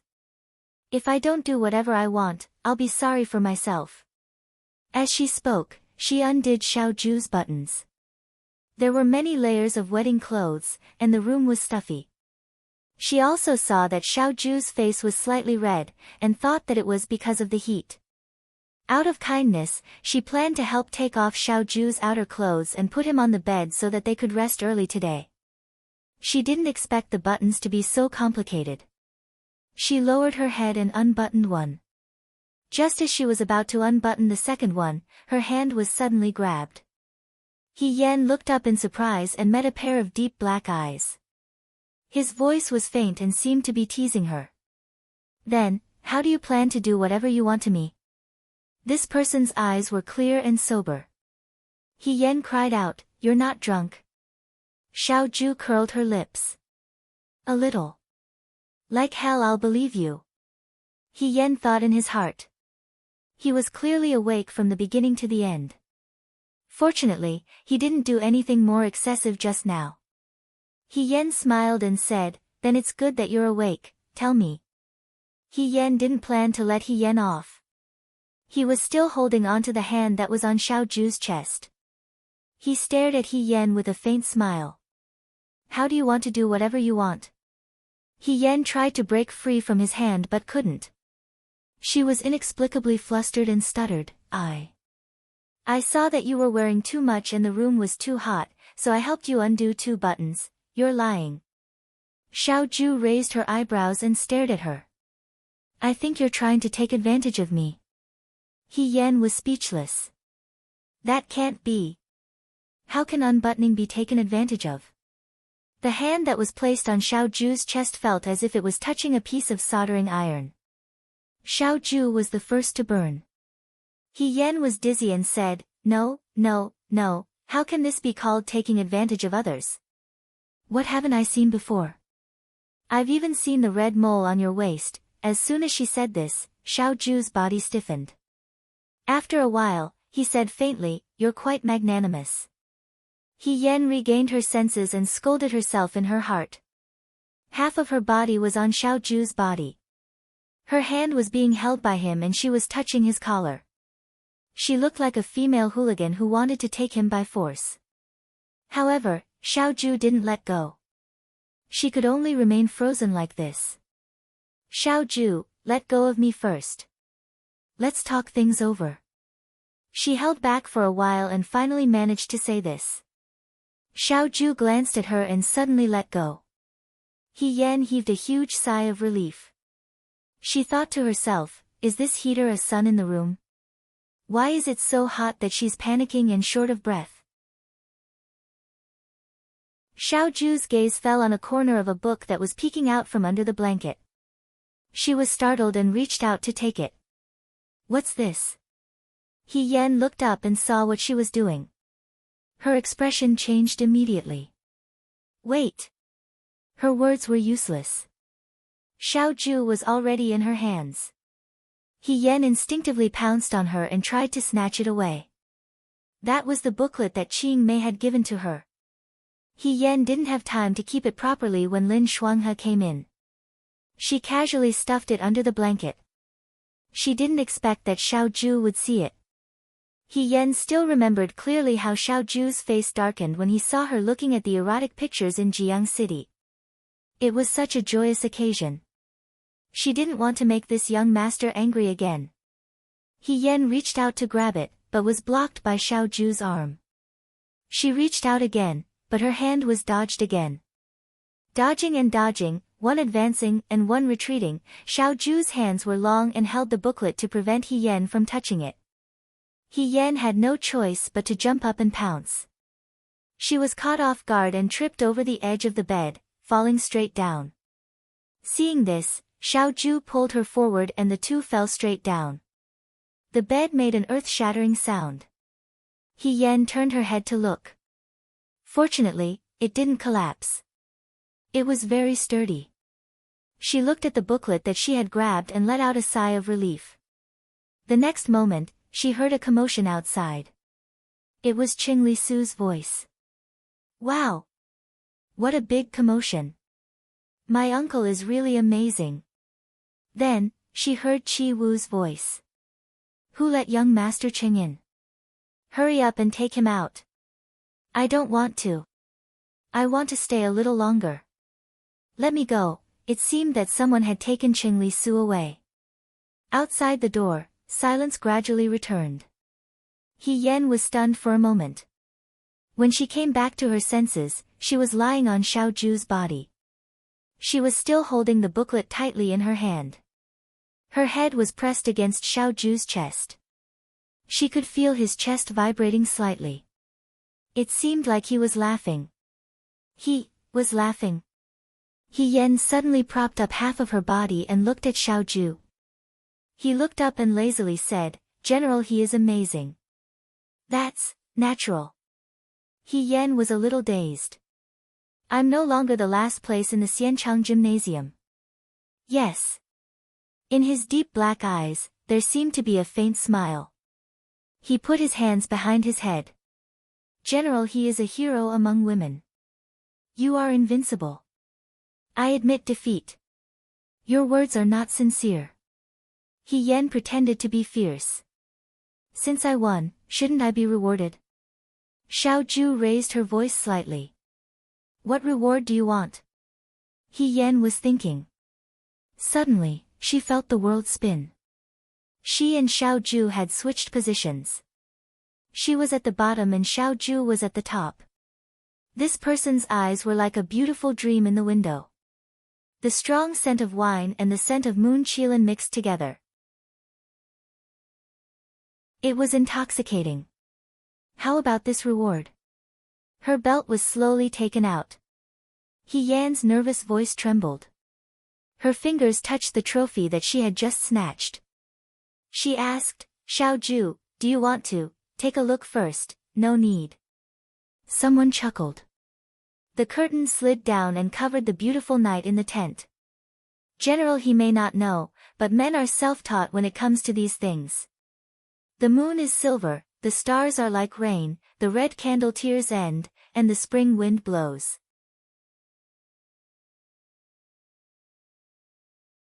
Chapter 249. The sun shone in through the window. The red candle on the table had burned out, leaving only a little bit of red fire oil, like a blooming flower. A hand reached out from behind the curtain. He Yan rubbed his eyes and sat up with his hands on his waist. This was a muddle-headed night, and also, a night of fighting for the Red Cliffs. If she wanted to recall, forget it, it was better not to recall. She only thought that the phrase, "do whatever you want," was used on her in the end. Did she get any rewards? No. From the looks of it, the biggest winner was clearly Xiaoju. He Yan turned her head to look at her side, but it was empty. There was no one there. She was stunned for a moment, then looked outside. She was afraid that it was already too late. After bathing last night, she was so tired that she fell asleep immediately. Looking at the sun now, she estimated that it was not early. Just as she was thinking, the door opened and someone walked in. He Yan raised his head and saw Xiaoju walk in. Bai Guo followed behind with a food basket in her hands. She entered the room and placed the bowls and plates in the basket on the table one by one. "You're awake." Xiaoju saw that she had sat up and walked over to ask. He Yan coughed and nodded. "After washing up, we can eat." He paused and asked hesitantly, "Are you okay?" He Yan's face turned red and subconsciously looked at Bai Guo. Bai Guo had already put down the food and ran away. She looked at the person in front of her. This person looked like he had taken Yin to nourish Yang. After a night, he looked refreshed and did not have any discomfort. She gritted her teeth and said, "Very good. Military Governor Zhao's martial arts are very good and there are few opponents. I have learned a lot." Xiaoju's mouth curved and said slowly, "General, he is not bad. Last night, you said that you will fight 800 rounds in the future, He Yan, ? What kind of words were these? When did she say that?" He Yan hurriedly covered his mouth. "Wait. Don't talk nonsense. General He." He leaned closer, a smile hidden in his dark eyes. "It's only been one night. Are you going back on your word?" He Yan lifted the blanket, put on his shoes, and ran away. He mumbled, "I'm going to wash up. Where's Qing Mei?" Qing Mei was called in. After He Yan rinsed her mouth and washed her face, Qing Mei came to help her comb her hair. As she combed her hair, she said, "Miss." "Oh, I should call you young madam now." "Young madam, young master is really good to you." He Yan replied absent-mindedly, "Oh. I woke up early this morning," Qing Mei said. "I went to the kitchen and instructed the servants to prepare a meal for you. This servant originally wanted to wake you up, but young master didn't allow it. He said that you should sleep a little longer." He Yan nodded. When he looked up, he saw that Qing Mei was grinning from ear to ear. Puzzled, he asked, "Why are you so happy?" Second young master is good to young madam. Of course, this servant is happy. Qing Mei looked as if she had picked up money. This servant will tell master and young master later that they can rest assured.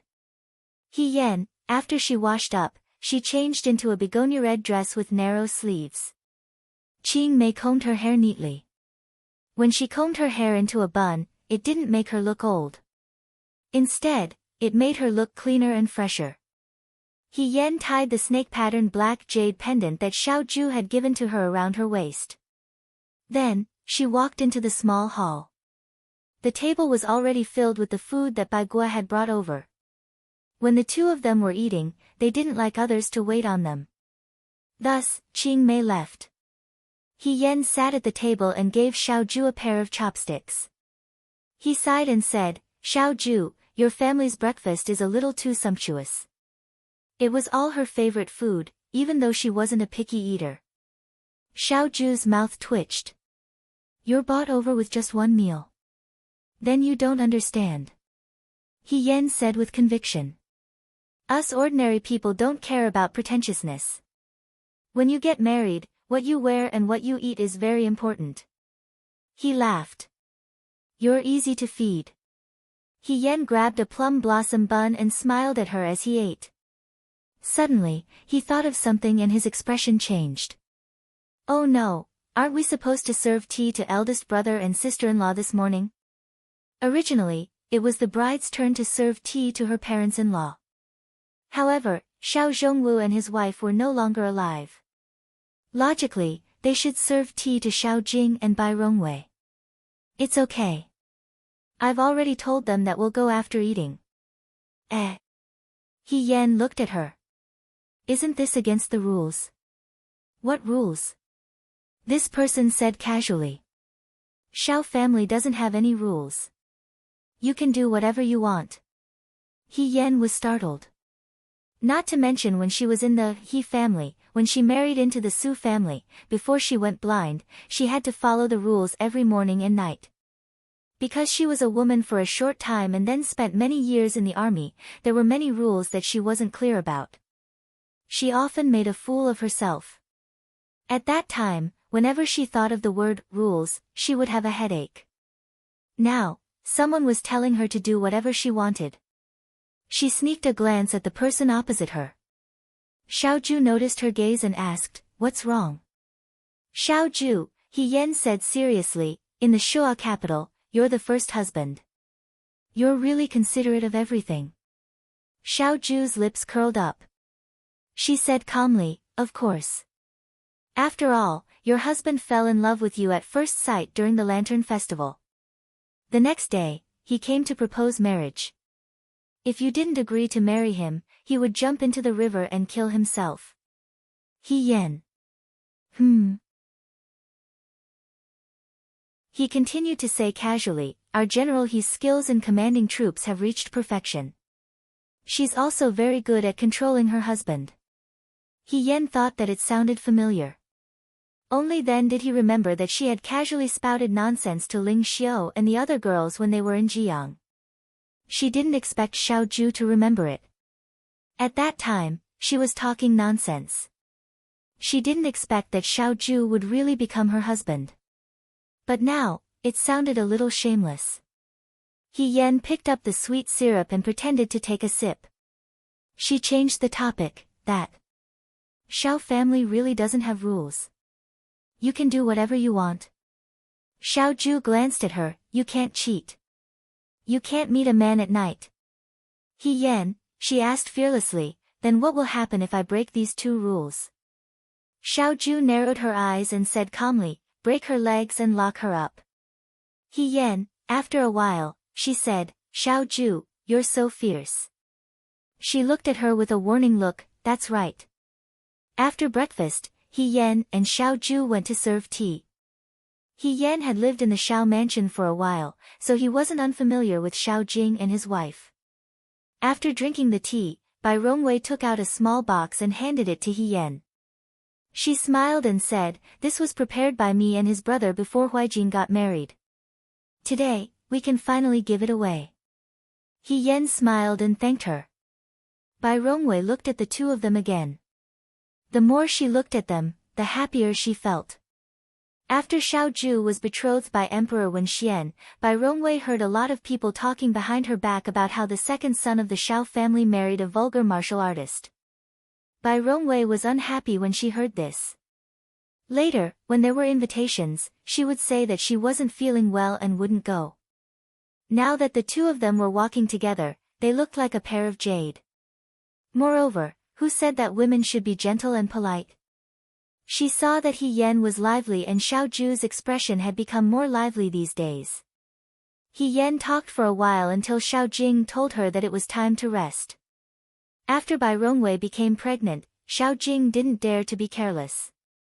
He Yan took the box and Xiaoju out of the door and walked towards her courtyard. Halfway there, she couldn't help but open the box a little. She looked inside and saw that there were 3 hairbrushes made of white jade. From big to small, they were exquisite. Hairbrushes. She was startled. Xiaoju looked at her sideways. "You don't like them?" "No." He Yan closed the box and hugged it. "I like them very much. They were more precious than gold, jade, or precious stones." Because of the wedding, Emperor Wenxian allowed Xiaoju to stay in the Fu for one more day. She didn't have anything to do today. He Yan and Bai Gua had just walked back to the courtyard when they saw Qing Mei and Bai Gua squatting on the ground. In front of them was a small mountain of congratulatory gifts tied with red silk. "Young mistress is here." Bai Gua smiled and stood up. We are taking out the congratulatory gifts we received yesterday. Young mistress, do you want to take a look? He Yen saw that the congratulatory gifts almost filled half of the courtyard. He couldn't help but ask Xiao Ju, didn't they say that you are unapproachable and don't have good relations with people in the capital? How did you get so many congratulatory gifts? How many people came yesterday? Xiao Ju didn't say anything. The corners of her lips curled up slightly. She looked proud. I'll go take a look first to see what good things there are. He Yen said and walked to Qing Mei's side. Originally, when he made He Rufei, the emperor gave him a lot of gifts.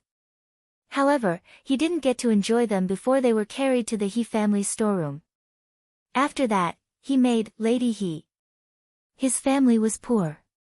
He hadn't seen the joy of sitting on a mountain of gold in a long time. Qing Mei was also very excited. It was probably her first time seeing so many good things. She couldn't help but share her discoveries with He Yen. Young mistress, look at this. This flower pot is made of colored glass. This ginseng looks very expensive. And this vase. This is the first time I've seen this kind of vase. Is this precious stone real? The little girl chattered non-stop. He Yen followed her and rummaged a few times. Unexpectedly, she found something sent by an acquaintance. It was a gift from Mu Hongjin and Cui Yuji from Jiang City. It was a whole set of pearls. Jiang was close to the water and was rich in pearls. The pearls were plump and bright.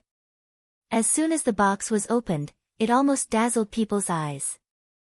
Cui Yuji was rich and imposing, and Mu Hongjin was overbearing and generous. It was indeed very fitting for them to send such a valuable gift. However, He Yen felt that she probably wouldn't wear this set of pearls in her lifetime. If she wore it outside, it would be like openly putting banknotes on her head. Wouldn't it attract people to snatch it? It was really eye-catching. She continued rummaging and found a small jar of wine.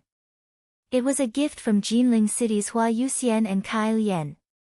It was the Bifang wine that they had tasted before. However, this jar of Bifang wine was a vintage wine. It had been stored for 7 years.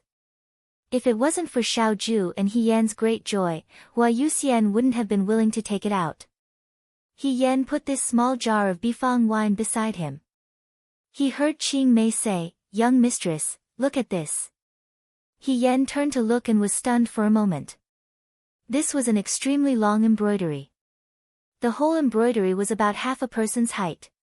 It was embroidered with a pair of lotus flowers on a stalk and a pair of mandarin ducks. The embroidery was particularly uniform, and the color was gorgeous and bright.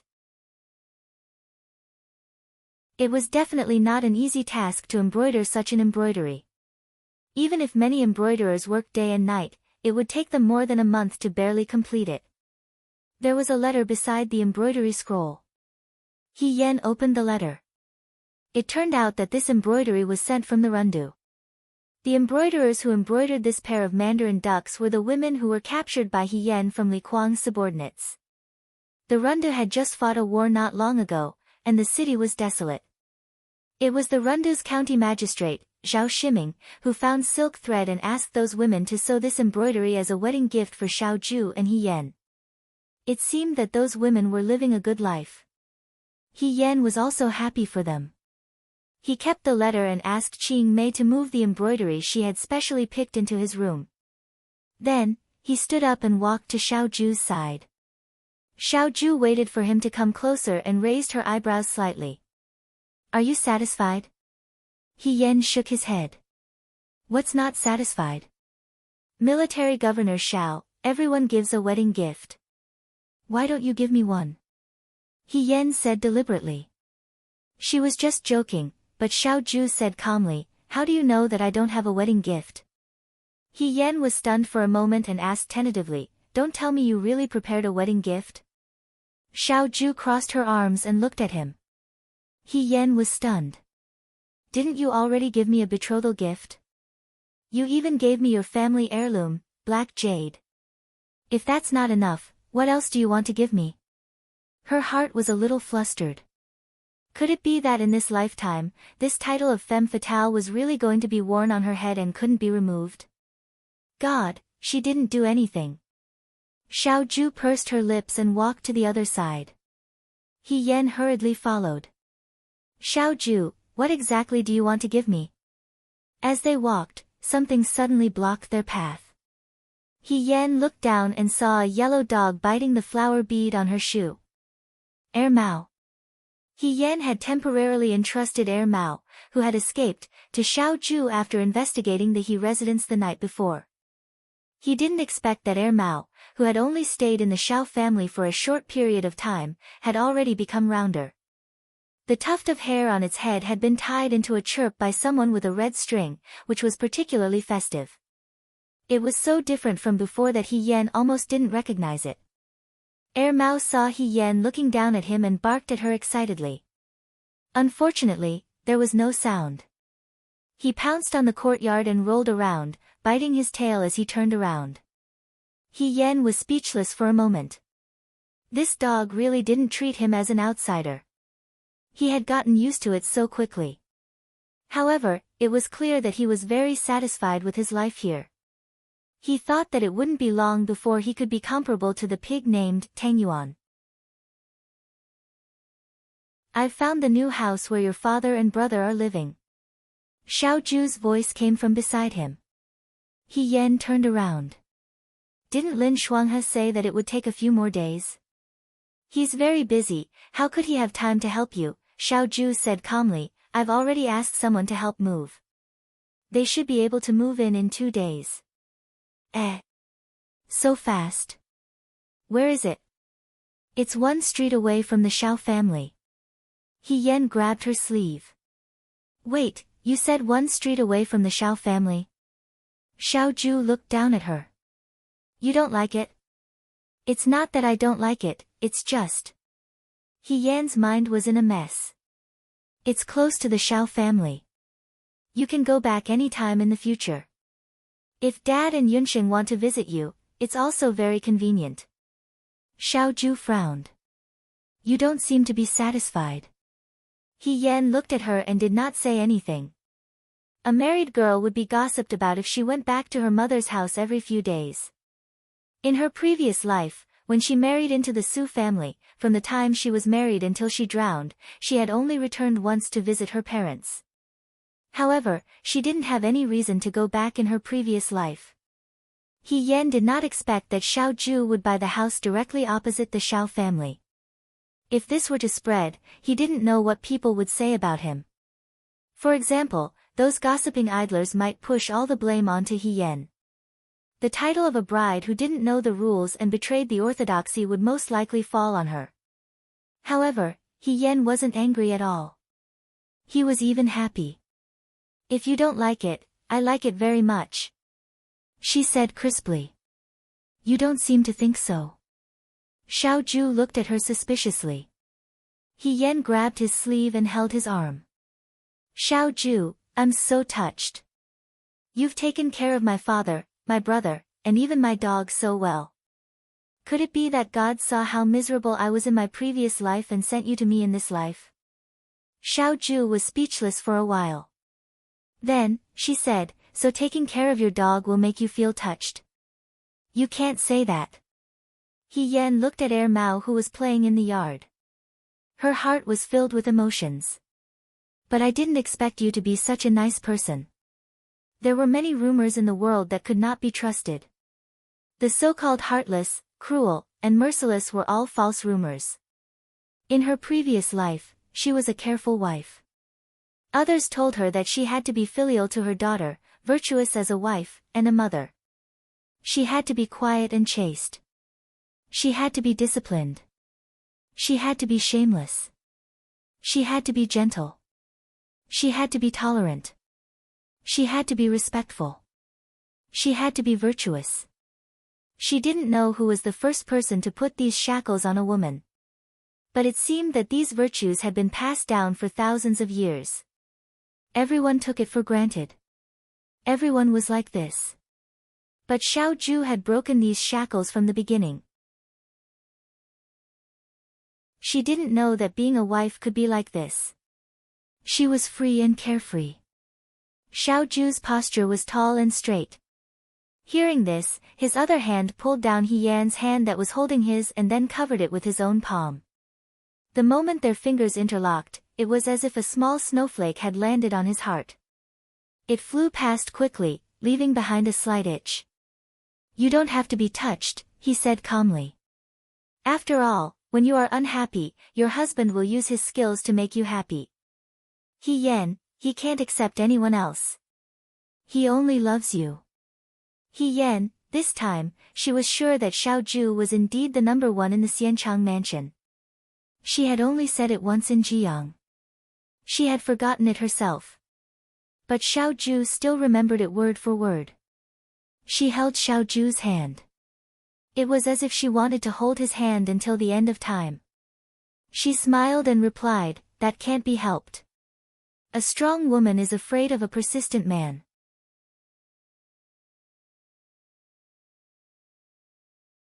Chapter 250. The new year in Shuo capital was a double blessing for the Xiao family, but for some families, it was like adding fuel to the fire. In the crown prince's residence, the Guang Yan sat in his study, his face full of anxiety. After Su Jingfu fell, although a portion of the Su faction went to Chu Zhao, Emperor Wenxuan's revenge was fierce and had lost many of his men. All these years, he did not have much ability and relied on Empress Zhang's family and Prime Minister Su's connections to stabilize his position as the crown prince. Although it was his own decision to abandon the rook to save the king, after making the decision, the Guang Yan regretted it. In these days, the Guang Yan appeared in front of Emperor Wenxuan very frequently and started to interfere with the matters of the court. Empress Zhang told him not to act rashly at this time. He had been close to Su Jingfu in the past, and Emperor Wenxuan probably did not like him. Before the limelight passed, it was best to stay in the residence and not do anything.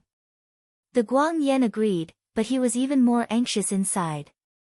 If his fourth son took advantage of his absence to say sweet words in front of Emperor Wenxuan, who knew what would happen in the future? Now that Xiao Huijin's power was growing, how could he fall behind at this time? Just as he was thinking, a servant came in and reported, "Your Highness, someone wants to see you." The Guang Yan said, "Come in." The person was wearing servant clothes and did not look very eye-catching, but when he raised his head, one could see that his appearance was slightly different from Wei Ren's. This was a Yuto. "Your Highness, this servant is here on Lord Meningbu's orders to pass a message to Your Highness." "Meningbu?" The Guang Yan narrowed his eyes and asked the others in the hall to leave. Then he looked at this person, "Your envoy is still alive?" After the Heavenly Star platform, Emperor Wenxuan had ordered people to put all the envoys from Yudo under house arrest. Until now, he had not said what to do. The Guang Yan had tried to get someone to send a message to Meningbu, but it was too tightly guarded and they never found a chance. He did not expect Meningbu's men to come knocking on his door. As if afraid that the Guang Yan would not believe him, the servant stepped forward and showed the Guang Yan the seal in his sleeve. "If you want me to save your lord, then go back," the Guang Yan said impatiently. Imperial father is still angry, this consort doesn't want to add fuel to the fire. "Your Highness, you haven't been to court recently, so I'm afraid you don't know. The fourth prince has been very favored by His Majesty recently, and the courtiers in the court also want to support him. It would have been better if he hadn't said that." Once he said that, Guang Yan's expression turned ugly. He sneered and said, "How could I not know? Concubine Lan attends to him every day," the servant said in a low voice. "Sir Meningbu asked me to ask His Highness if he's just going to sit and wait for death." The crown prince slammed the teacup in front of him against the wall with a bang. "Shut up!" He was furious. Emperor Wenxuan favored the concubine Lan more than just a day or two. The Guang Yan knew that if he was not the eldest son, if Emperor Wenxuan did not have to worry about public opinion, he would have already made the Guang Yan the crown prince. It was all because the Guang Yan was concubine Lan's son, that bitch. Indecisiveness will only lead to trouble, Your Highness. The Guang Yan looked at the servant. "What do you mean?" The servant lowered his head humbly. Sir Menimbu asked me to tell your highness that his majesty is old, and the fourth prince is ready to make a move. If this did not happen, the position of Emperor De Wei would have already been in your highness's pocket. Now that Prime Minister Su has fallen, and Xiao Huijin's wings have grown, if Xiao Huijin seeks refuge with the fourth prince. The Guang Yan's heart skipped a beat. This was what he was most worried about. In the past, Xiao Zhongwu did not like him and often caused trouble for him. Now that Xiao Zhongwu was finally dead, his son appeared. But now, Xiao Huijin was even more terrifying than Xiao Zhongwu. Su Jingfu had not been able to eliminate Xiao Huijin, and now he had nurtured such a disaster. Your Highness, why don't you cut the Gordian knot? Impudent. The Guang Yan blurted out. He was both shocked and angry. You dare to speak nonsense in front of me? Your Highness, please spare my life. The servant bowed. Those who achieve great things do not care about trifles. Being kind to others is being cruel to yourself. Otherwise, with your Highness' benevolence, I'm afraid the fourth prince will take advantage of this loophole. But now, the servant's voice seemed to be bewitching, if your Majesty's imperial carriage arrives, you will be the rightful son of heaven. The rightful son of heaven. The Guang Yan, shut up. It was as if a demon's box of bewitchment had been opened. Thoughts that had not been moved before were now uncontrollably floated to the surface of his mind. He understood what Menimbu meant, but although he had secretly fought with the Guang Shua in the past, he had never thought of killing his father. Although Emperor Wenxuan favored the Guang Shua, he treated him well. Although in the previous dynasty, there were many cases of father and son killing each other, but the Guang Yan felt that he did not have to go to this extent. Emperor Wenxuan did not have many children, and the De Wei had always valued rules. When the time came, Emperor Wenxuan would naturally pass the throne to him. Empress Xiang and the Guang Yan both thought so. But year after year, day after day, this wait seemed to be endless. Emperor Wenxuan seemed to be deliberately avoiding something. After waiting for so long, not only did he not receive the imperial edict, but he also waited for the gradual rise of the Guang Shua. In the past few years, wasn't he secretly communicating with the Yuto because he was becoming less and less confident? If Emperor Wenxuan had done what he was supposed to do, he would not be in this situation. Until now, he had been restricted in many ways. In this battle for the throne, he had unknowingly fallen from being the victor to being at a disadvantage.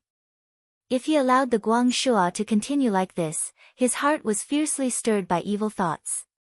He might as well go all the way. The servant kneeling on the ground saw the changes in the crown prince's expression. He kindly advised, Your Highness, this servant has already conveyed His Excellency's message. Your Highness should consider it carefully. As long as you can sit in that position, everything you do now will be worth it. Since ancient times, which one of those who achieved great things did not shed blood on the road? Your Highness, please reconsider. The Guang Yan was provoked by his words and became impatient. He reprimanded, All right, this prince knows. Get out. Just like when he came, the servant quietly left. The Guang Yan looked at the broken pieces of the teacup on the ground. A trace of haze gradually crept into his eyes. After a while, he seemed to have been awakened and hurriedly left the hall. After the Guang Yan left, the servants of the Crown Prince's residence came in to clean up the debris on the ground. A beautiful servant walked out from the back of the hall and smiled gently, Let me do it. Miss Xiang. The servant did not dare to fight with her. Everyone knew that the most favored servant in the Crown Prince's residence was this servant called Xiang. The Crown Prince had once argued with the Crown Princess because of her.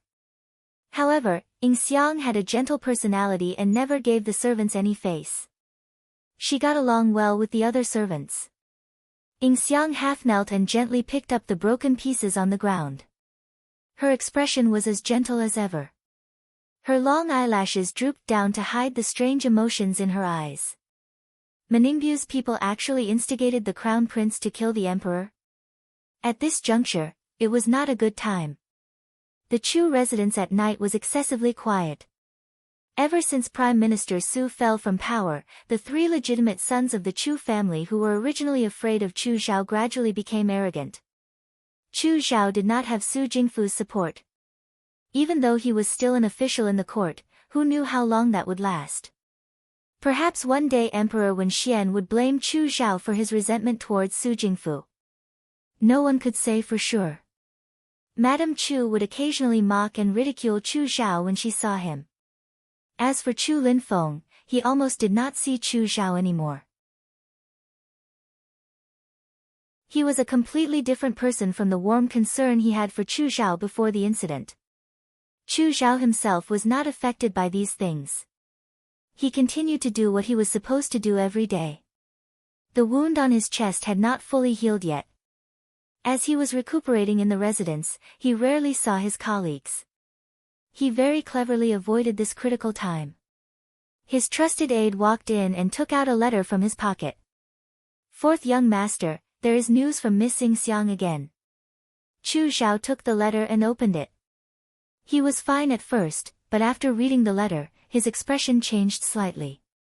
A moment later, he threw the letter into the burning stove. His fingers lightly pressed against his forehead as if he had a terrible headache. "Fourth young master?" his trusted aide asked carefully.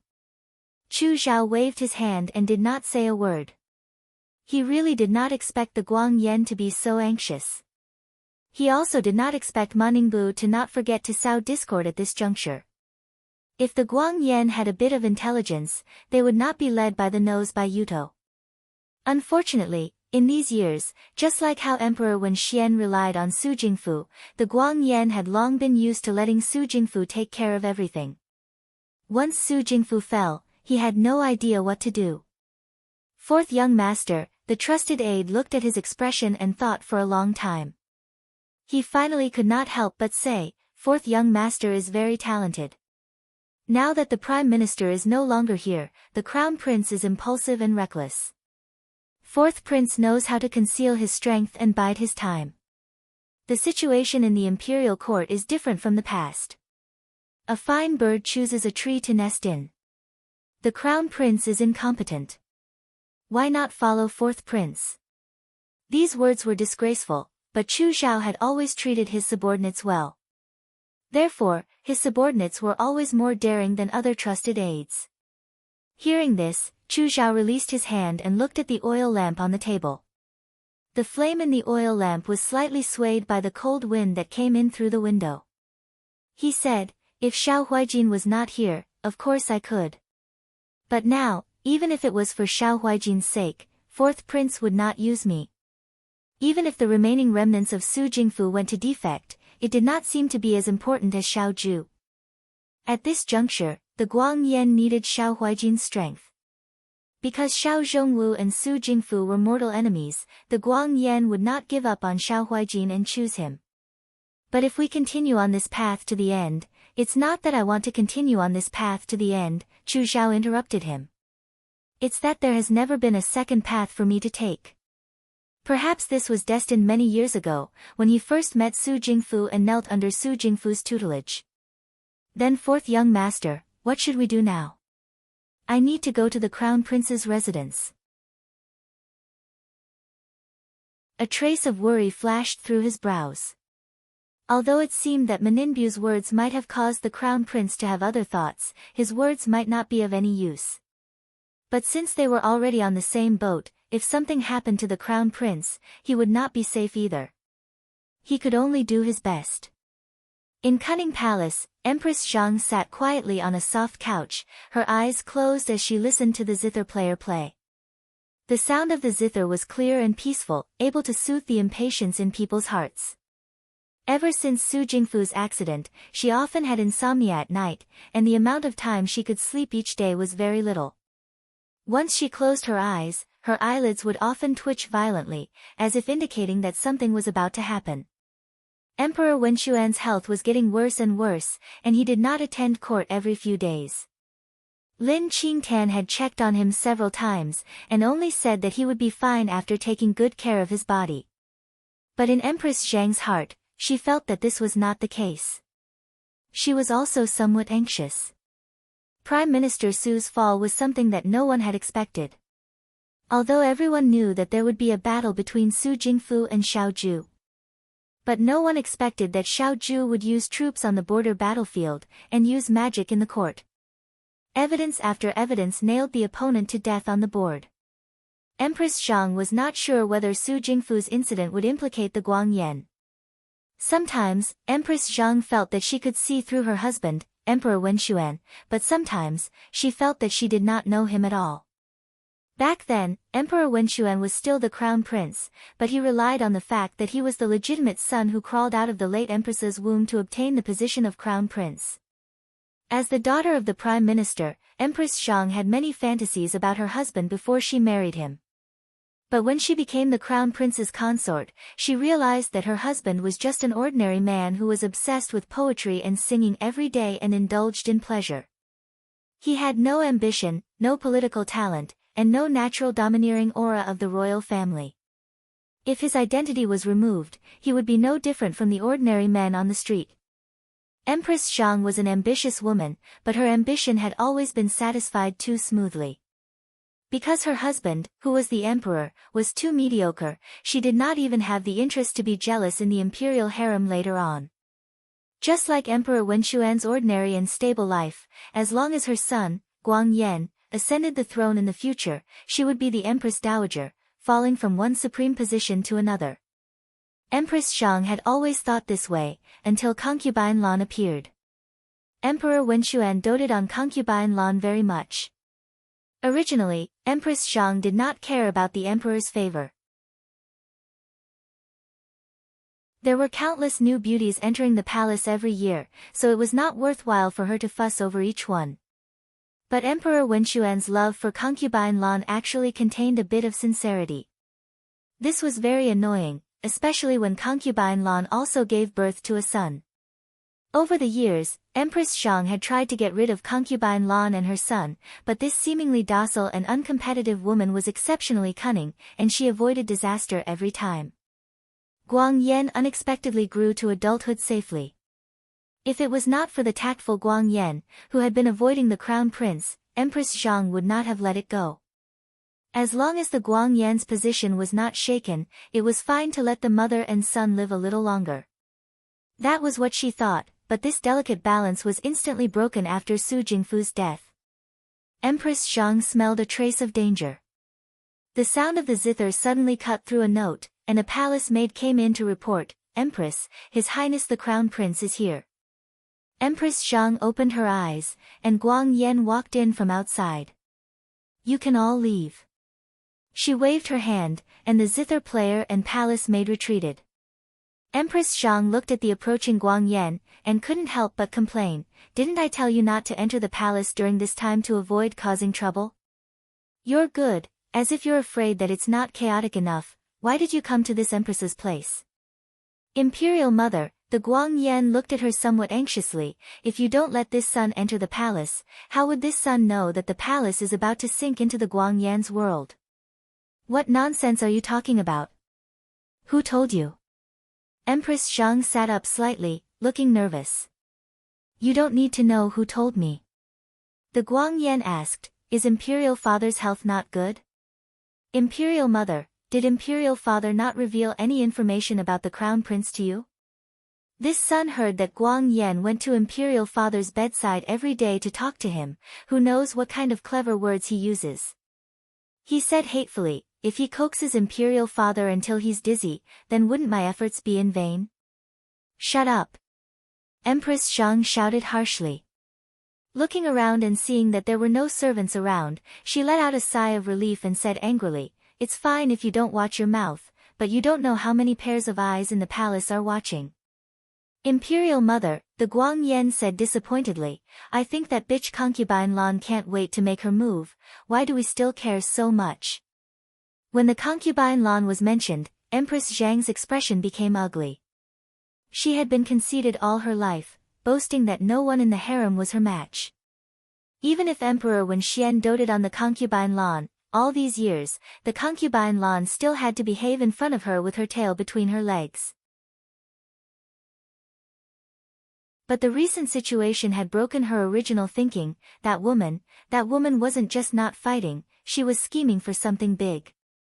All these years, she had been cautious in front of her.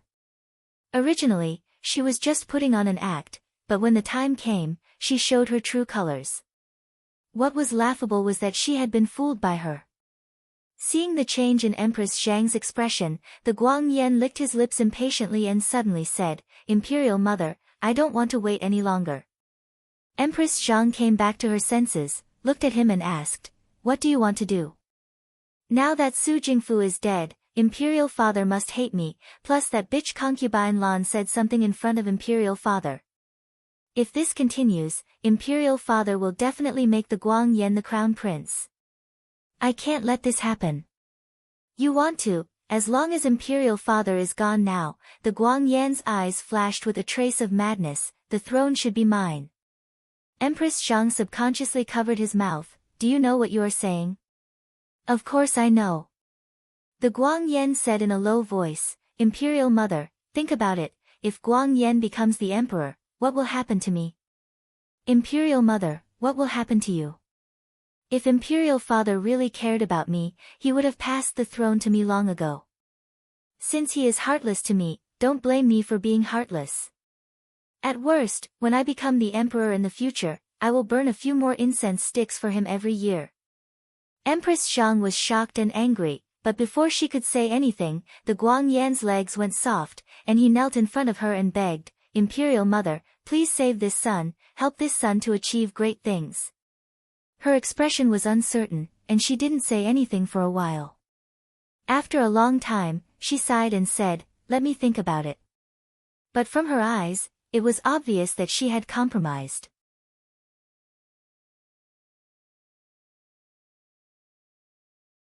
Chapter 251. After the end of the year, although it was the beginning of the new year, the snow did not stop. It snowed for an entire night, and the courtyard was covered in a layer of white frost. When He Yan woke up, Xiao Ju was no longer there. Strangely enough, she wasn't originally a lazy person. When she was living in a shared bunk in Liang province, she was the only one who woke up before the sun rose among all the men in the house. Perhaps it was because Xiao Ju's bed was especially soft and warm, but she slept soundly at night and woke up later in the morning. Or perhaps it was because Xiao Ju woke up too early. Anyway, when she woke up, there was no one around her. He Yan rubbed his eyes and sat up. He lifted the blanket and got out of bed. After a simple wash, he put on an outer robe and opened the door. As soon as he opened the door, he saw a cold light. Xiao Ju was practicing swordsmanship in the courtyard. This person understood the principle of not practicing for 3 days. Even though he was not in the Liang province guards, he did not stop his daily training. He Yan leaned against the pillar and looked at him. At the same time, he wanted to see where Xiao Ju's swordsmanship had improved over the years. It was cold in the morning, but Xiao Ju only wore a layer of cream clothing. When he wore dark clothing, he was cold and collected. When he wore light clothing, he was especially bright and elegant. It reminded people of the beautiful youth who was always ranked first in the Xian Changguan. Xiao family's courtyard was very large. Other than the pomegranate tree outside Xiao Ju's study window, there was no other vegetation. The empty ground was very suitable for practicing swordsmanship. With a sweep of the sword, the snow in the courtyard was sent flying by the sword qi. The body of the autumn drinking sword was sparkling and translucent. It made people feel as if they were in a painting. He Yan looked and looked, and his own hands began to itch. He walked back into the room and grabbed the green jade hanging on the wall. Ever since she took the green jade from Hirufei, she had cleaned it many times, but she had never used it once. There were really no occasions where she could use it. After all, Shuajing was not a battlefield. She could not draw her sword and fight with others at any time. However, today was just the right day. Since Xiao Ju was also practicing the sword, he might as well see if the gap between the first place of the Virtuous Prosperity Hall and the last place of the Virtuous Prosperity Hall was still as insurmountable as before. He Yan took off her cloak and took Qing Lang with her. With a chuckle, she walked out of the door. Xiao Ju's back was facing her. She suddenly pulled out her sword and stabbed towards Xiao Ju's back. She called out, "Xiao Ju, let me test your sword." The young man abruptly turned his head, and the autumn wine in his hand met with Qing Lang's, producing a crisp sound. In the next moment, both of them took a few steps back. Xiao Ju looked at her and raised her eyebrows slightly. "A sword duel? You don't dare." He Yan lightly tapped the ground with the tip of his toes, laughing loudly as he charged towards him while brandishing his sword. "I'll keep you company." His voice also carried a layer of warmth, sounding especially pleasant in the snowy morning. Qing Mei was holding a broom. When she came out, she saw the two of them practicing the sword in the courtyard. She was momentarily stunned. Although she knew that He Yan was powerful, she had always heard about it from others. She had never seen it with her own eyes. Now that she saw He Yan's sword move so smoothly, she was both amazed and nervous. She muttered, "Young master, you have to be merciful. Our young madam's body is delicate and weak." Fei Nu just happened to walk in from outside. Hearing this, she could not help but glance at He Yan. He Yan was tilting his head to avoid Xiao Ju's autumn wine. He kicked a pomegranate tree trunk in the courtyard, borrowing the force to fly back. That kick seemed casual, but the entire tree trunk trembled slightly, causing the snow to rustle and fall to the ground. He withdrew his gaze. He really could not see where the words, "delicate and weak," came from. He Yan turned his head to look at Xiao Ju. It was a very pleasant thing to compete with Xiao Ju. This person's swordsmanship was already excellent back then. Now, after many years, it became more and more exquisite. It was a little similar to He Yan's own swordsmanship. After all, her swordsmanship was taught by Xiao Ju at the beginning. Until now, there were still some traces of the original swordsmanship. It was just that the idiot who always accidentally got hit on the head by the scabbard in the bamboo forest under the moonlight now had a long sword in her hand. She was extremely agile, like a flying dragon and a flying swallow. It was difficult to determine the winner in a short time. Bodyguard Fei Nu, Qing Mei did not understand, so she asked the person beside her, "Is young master going easy on young madam?" "No need." Fei Nu was slightly surprised. "Young madam's swordsmanship is very good." He Yan's swordsmanship was exquisite and strange. When Lu Buang first saw her as a woman, there were many changes in her swordsmanship. She did not stick to the form and was full of changes. With the green sword in her hand, it was like a green cloud, dazzling people. Xiao Ju's swordsmanship was more stable. The sword chi was strong, and the stronger the opponent, the stronger it became. Even when He Yan circled around her, she could still break his swordsmanship. Drinking autumn was cold, reflecting the snow on the ground like a mirror. After more than 10 swordsmanship, He Yan suddenly stepped back, lowered her head, and covered her chest with her hand.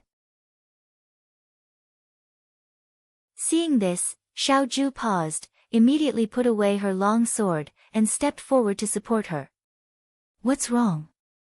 He Yan was half hugged by him. Suddenly, she raised her head and smiled slyly.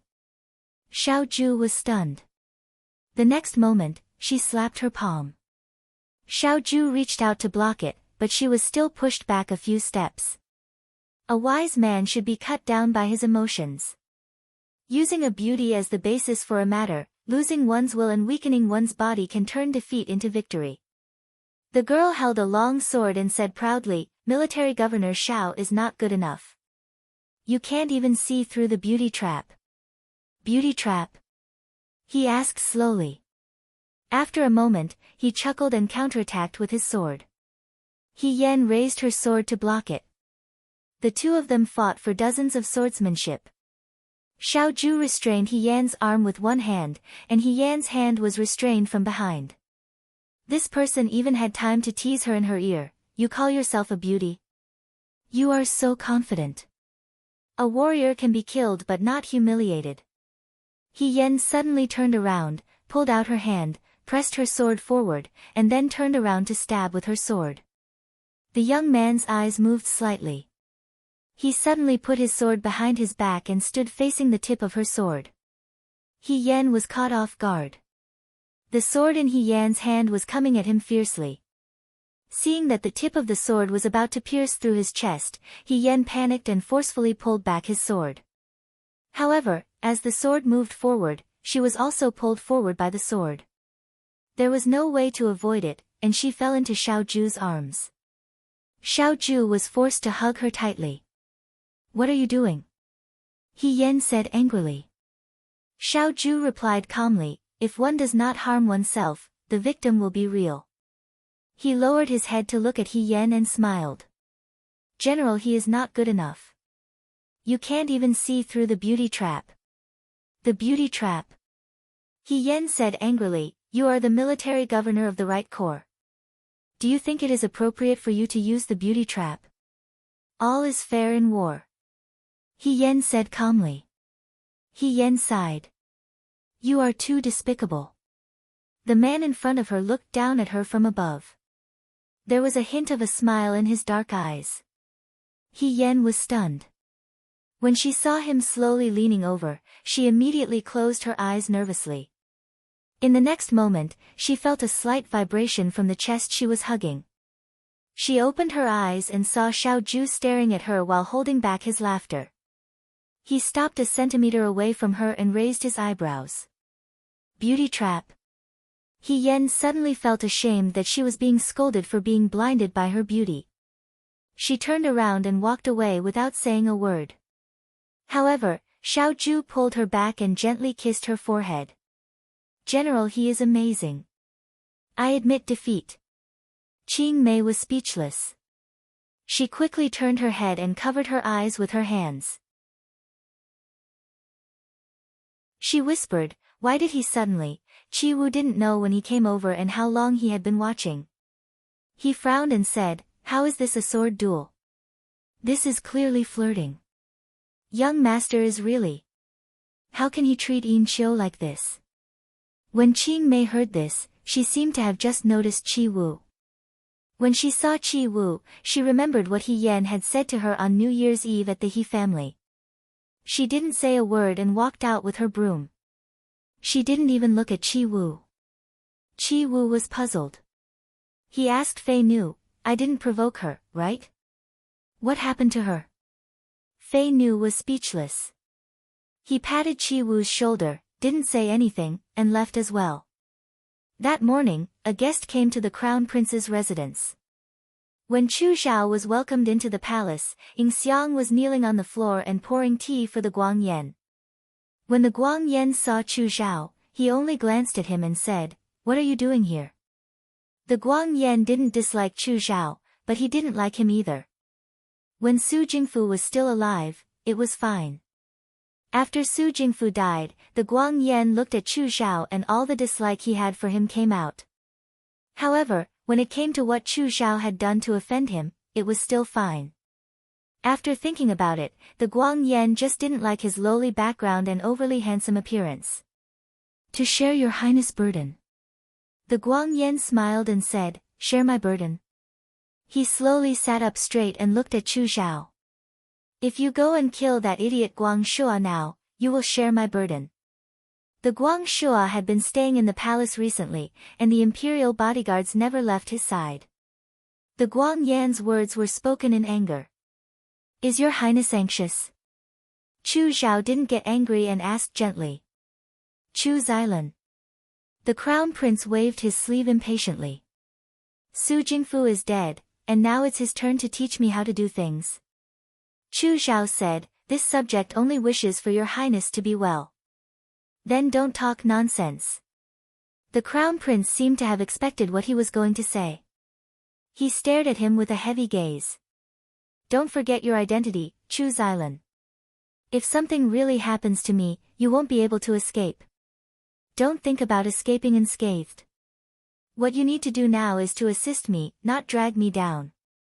As for those preachings, put them all away. Otherwise, what happened to Su Jingfu today will be your tomorrow." Ying Xiang stood quietly at the side with her head lowered meekly. If one looked closely, one could see her slightly pale fingertips. Go back. The Guang Yan stood up impatiently.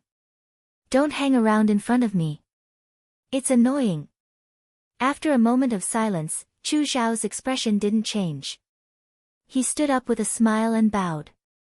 Then, this subject will take his leave. Wait. The Guang Yan suddenly stopped and looked at Ying Xiang. He said meaningfully, Ying Xiang, send forth young Master Chu off. Ying Xiang's body stiffened, and she replied gently, yes. She walked in front of Chu Xiao and whispered, let's go, fourth young master. The two of them walked out of the hall together. Although it was sunny today, it was still very cold. His foot stepped on the ground, leaving a thin footprint. Did Maninbu's men come again these few days? Chu Xiao asked softly. Yes, Ying Xiang replied. Last night, when the crown prince returned from the palace, those people came again.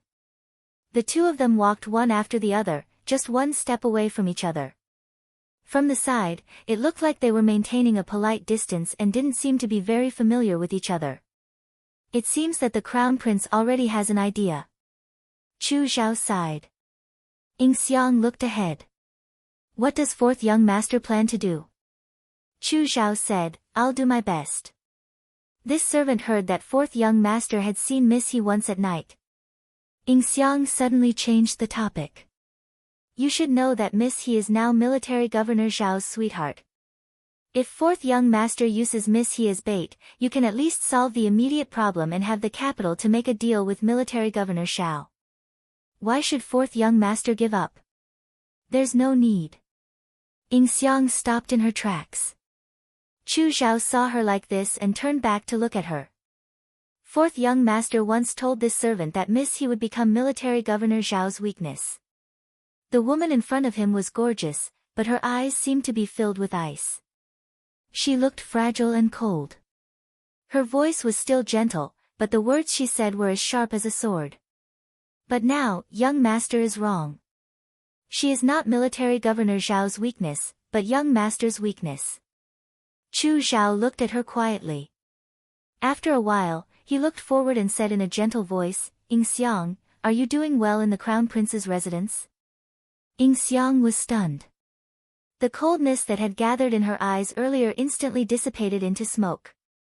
Her expression became somewhat perplexed. After a while, she lowered her head and said, this servant is doing very well. Chu Xiao smiled. If you are doing well, then it's fine. He continued to walk forward.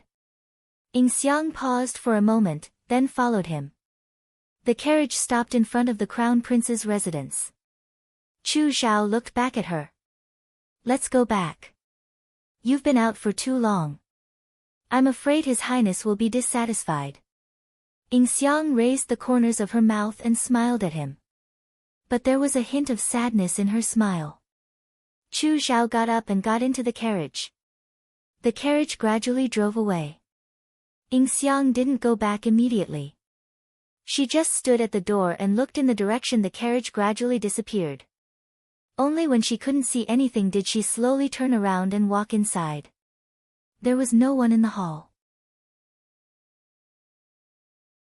The servant who was waiting on her said, Miss Ying Xiang, His Highness wants you to go to the bedchamber. Her body trembled slightly, and her lips turned pale. She paused for a moment, then lifted her skirt and walked towards the bedchamber. As soon as she arrived at the bedchamber, she saw the crown prince leaning against the soft couch. When he saw Ying Xiang come in, the Guang Yan asked playfully, why were you gone for so long? Ying Xiang calmly walked over and smiled. Was it long? It was only half a stick of incense. His Highness shouldn't pick on this servant's faults. She half knelt in front of the Guang Yan and leaned against his knee. The Guang Yan used to love her pitiful and cute appearance when she leaned against his knee. But today, his hand stroked Ying Xiang's hair. His voice was so gentle that it made one's heart palpitate. It was like the calm before the storm. Half a stick of incense's time is enough to do some things. For example, report all the big and small matters in the Crown Prince's residence to Chu's Island? His Highness. Ying Xiang was stunned. Her eyes widened. What do you mean?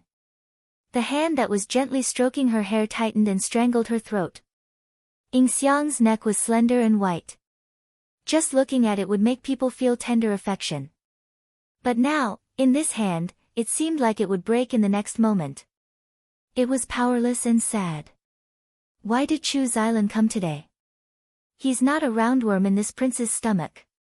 How can he know what this prince is thinking? This prince entered the palace yesterday, and today he came in a hurry. Ying Xiang, oh Ying Xiang. The Guang Yan stared at her and said fiercely, this prince underestimated you. Chu Zhao came at such a coincidence. Of course, perhaps because he was too anxious to stop him, he exposed himself. The Guang Yan was a suspicious person in the past. The reason why he didn't suspect Ying Xiang before was because this woman's appearance was very deceptive. She looked no different from any other woman in this residence who desperately tried to win his favor.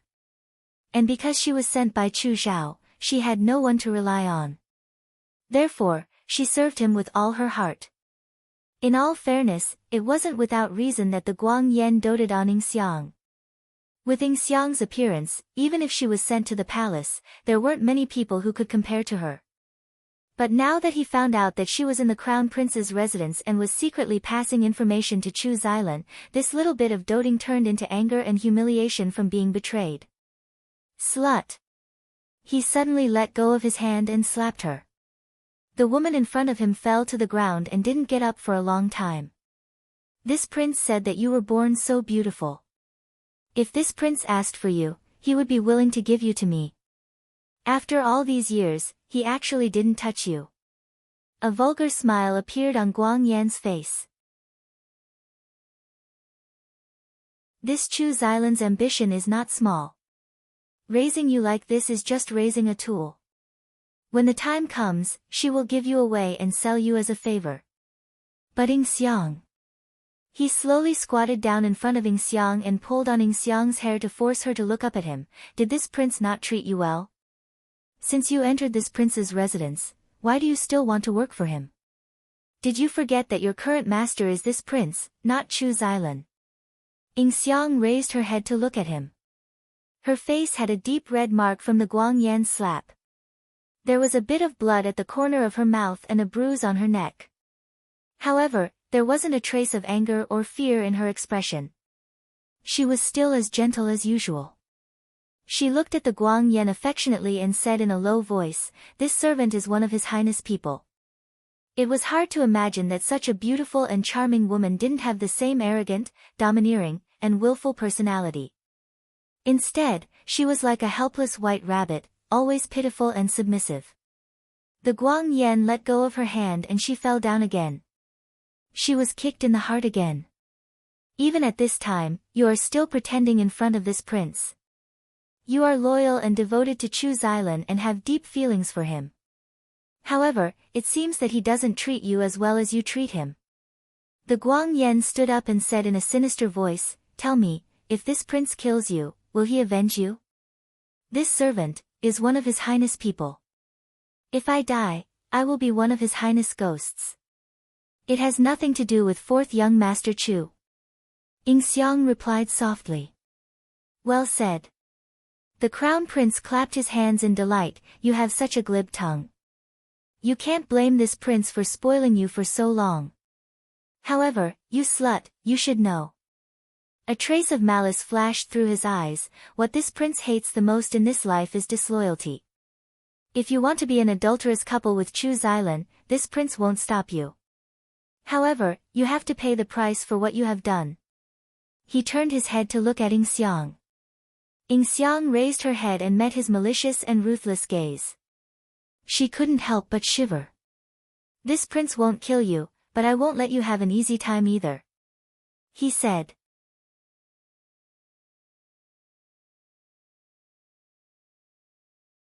Chapter 252. After the beginning of spring, it no longer snowed in Shuo capital.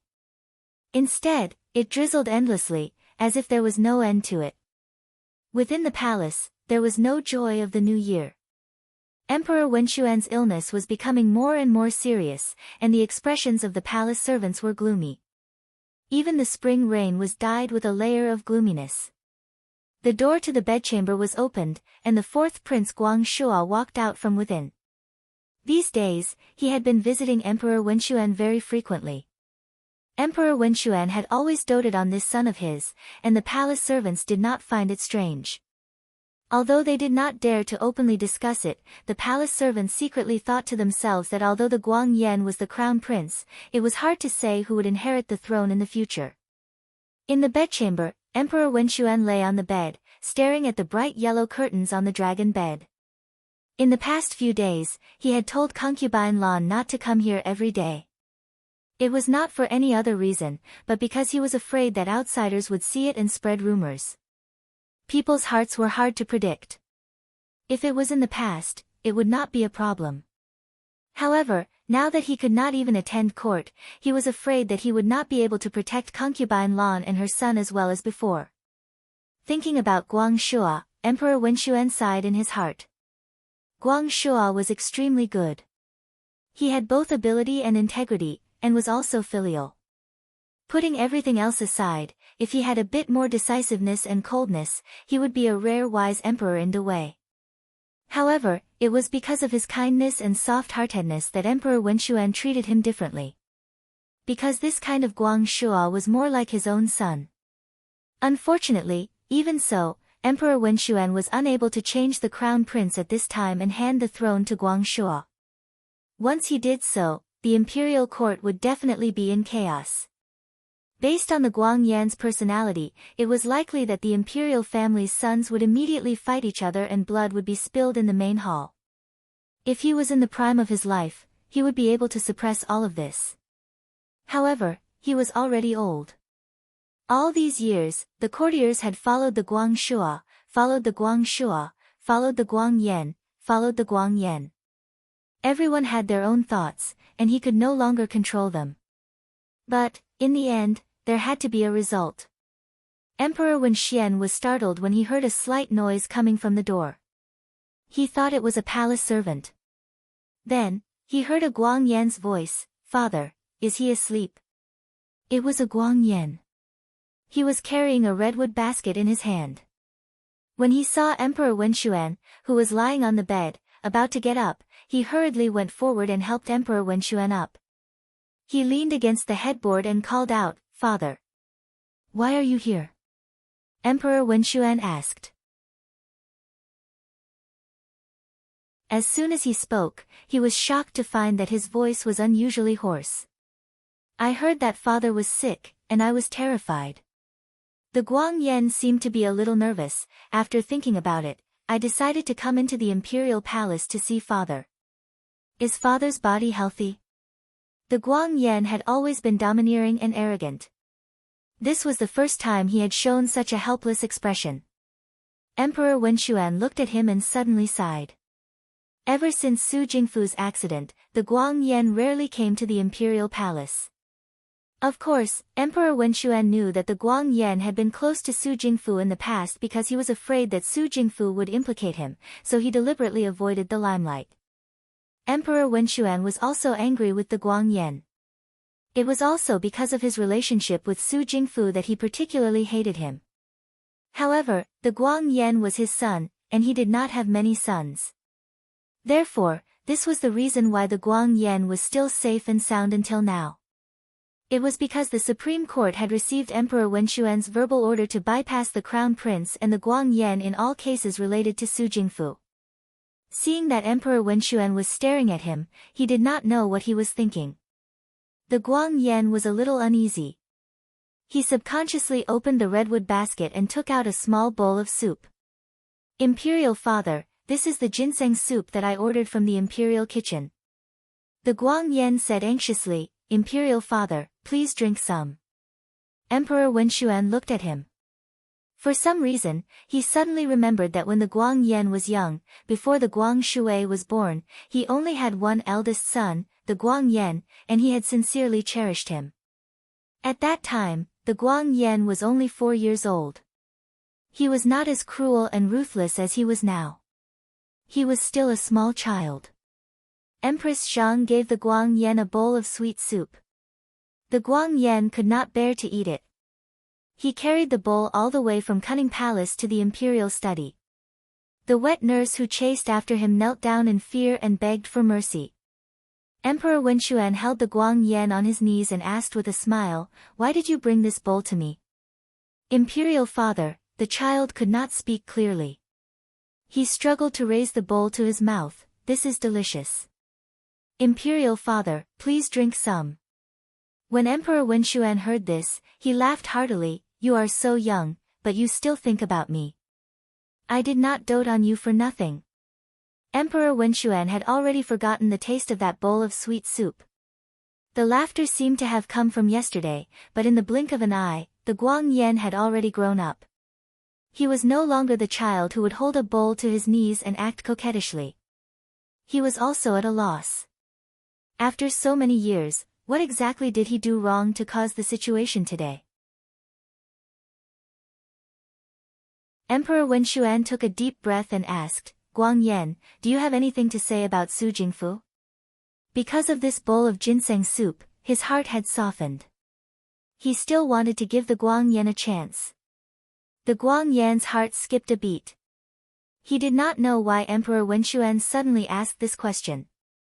He only said, "I did not expect that as the Prime Minister, Su Jingfu would collude with the enemy and betray the country." After so many years, Imperial Father trusted him very much. He actually had the heart to rebel. This crime should be punished. Emperor Wenxuan saw the evasive look in his eyes and sighed slightly. He shook his head and said, "When I was young, I read that a scholar is in charge of governing an official. Like a hunter controlling an eagle, he takes the eagle to its back and controls it when it is hungry and full. Do not let it be full, and do not let it be hungry. When it is hungry, it does not have enough strength. When it is full, it flies."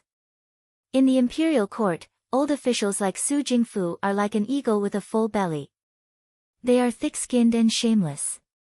They do not eat without doing anything, and they are content with riches and honor. I do not like them when I reward them, and I do not fear when I punish them. I must not use them for the Dewey. The Guang Yan listened absent-mindedly. His gaze fell on the bowl of ginseng soup. He said, "This son will follow Imperial Father's teachings. That Su Jingfu is really hateful. This son was deceived by him. It is also this son's fault.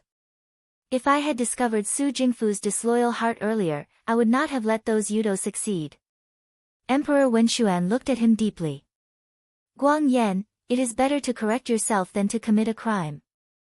At this moment, the emperor's eyes, which were originally cloudy, were exceptionally clear. It was as if he could see through people's souls.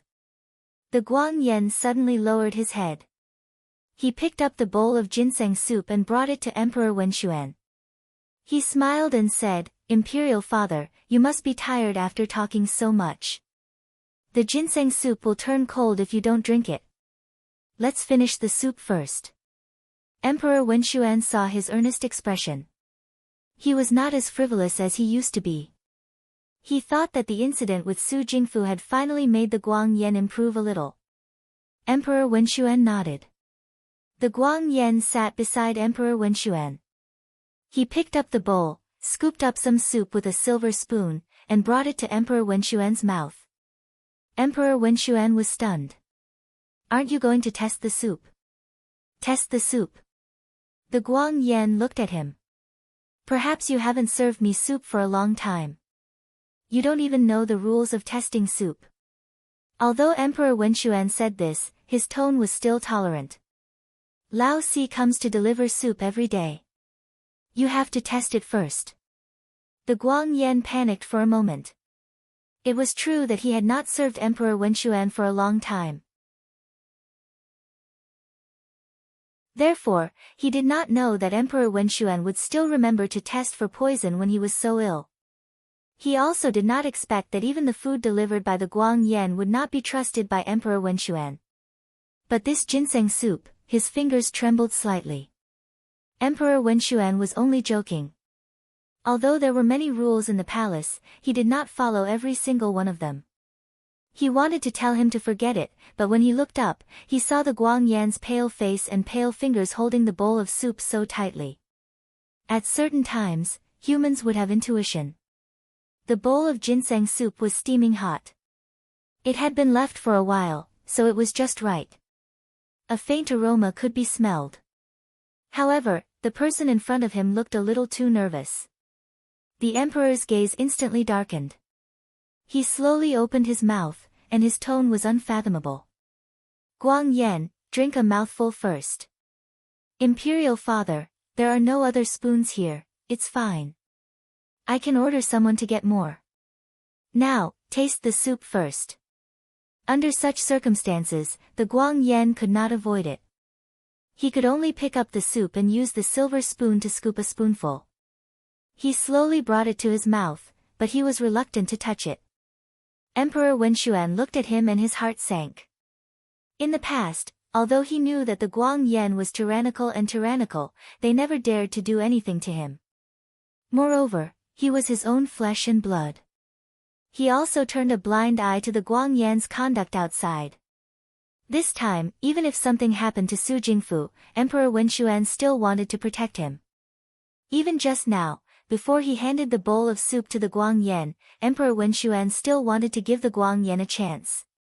He did not want to mention the matter of changing the crown prince until the very last moment. However, he never expected that the Guang Yan would actually kill his father and the emperor. Why aren't you drinking? He said in a low voice as he looked at his son, who was a stranger to him. The Guang Yan gritted his teeth and lowered his head to drink the ginseng soup. However, at the last moment, as if he had touched a soldering iron, he suddenly flung the bowl away and stood up. The bowl of soup fell onto the velvet carpet in front of the couch and splattered all over it. The Guang Yan suddenly came back to his senses and realized how stupid his actions were. He trembled as he looked at his father on the couch. Emperor Wenxuan looked at him with disappointment, pain, and a coldness that had never been seen before. I didn't know, the emperor said word by word, your purpose for coming here today was to take my life.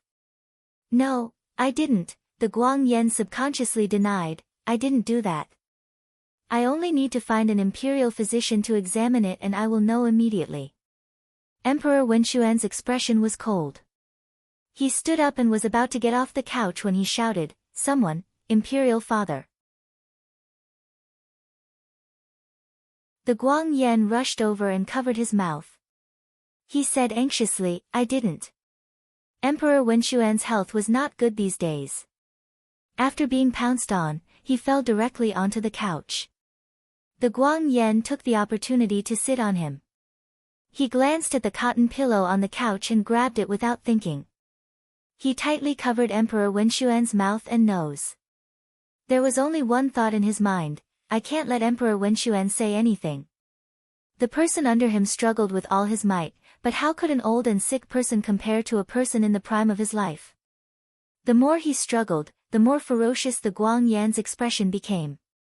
He almost pressed his entire body weight on Emperor Wenxuan and pressed the cotton pillow as if he was pressing a dying fish. He said in a short voice, don't shout. I told you not to shout. The fish that was thrown into the desert from the swamp desperately swayed its body, hoping for a chance to live. Its scales were flung around until the scorching sun dried the fish's eyes. It was completely lifeless. After an unknown amount of time, the struggling under him gradually stopped. The Guang Yan's forehead was covered in sweat. He suddenly released his hand and pulled the cotton pillow away. Emperor Wenxuan was lying on his back.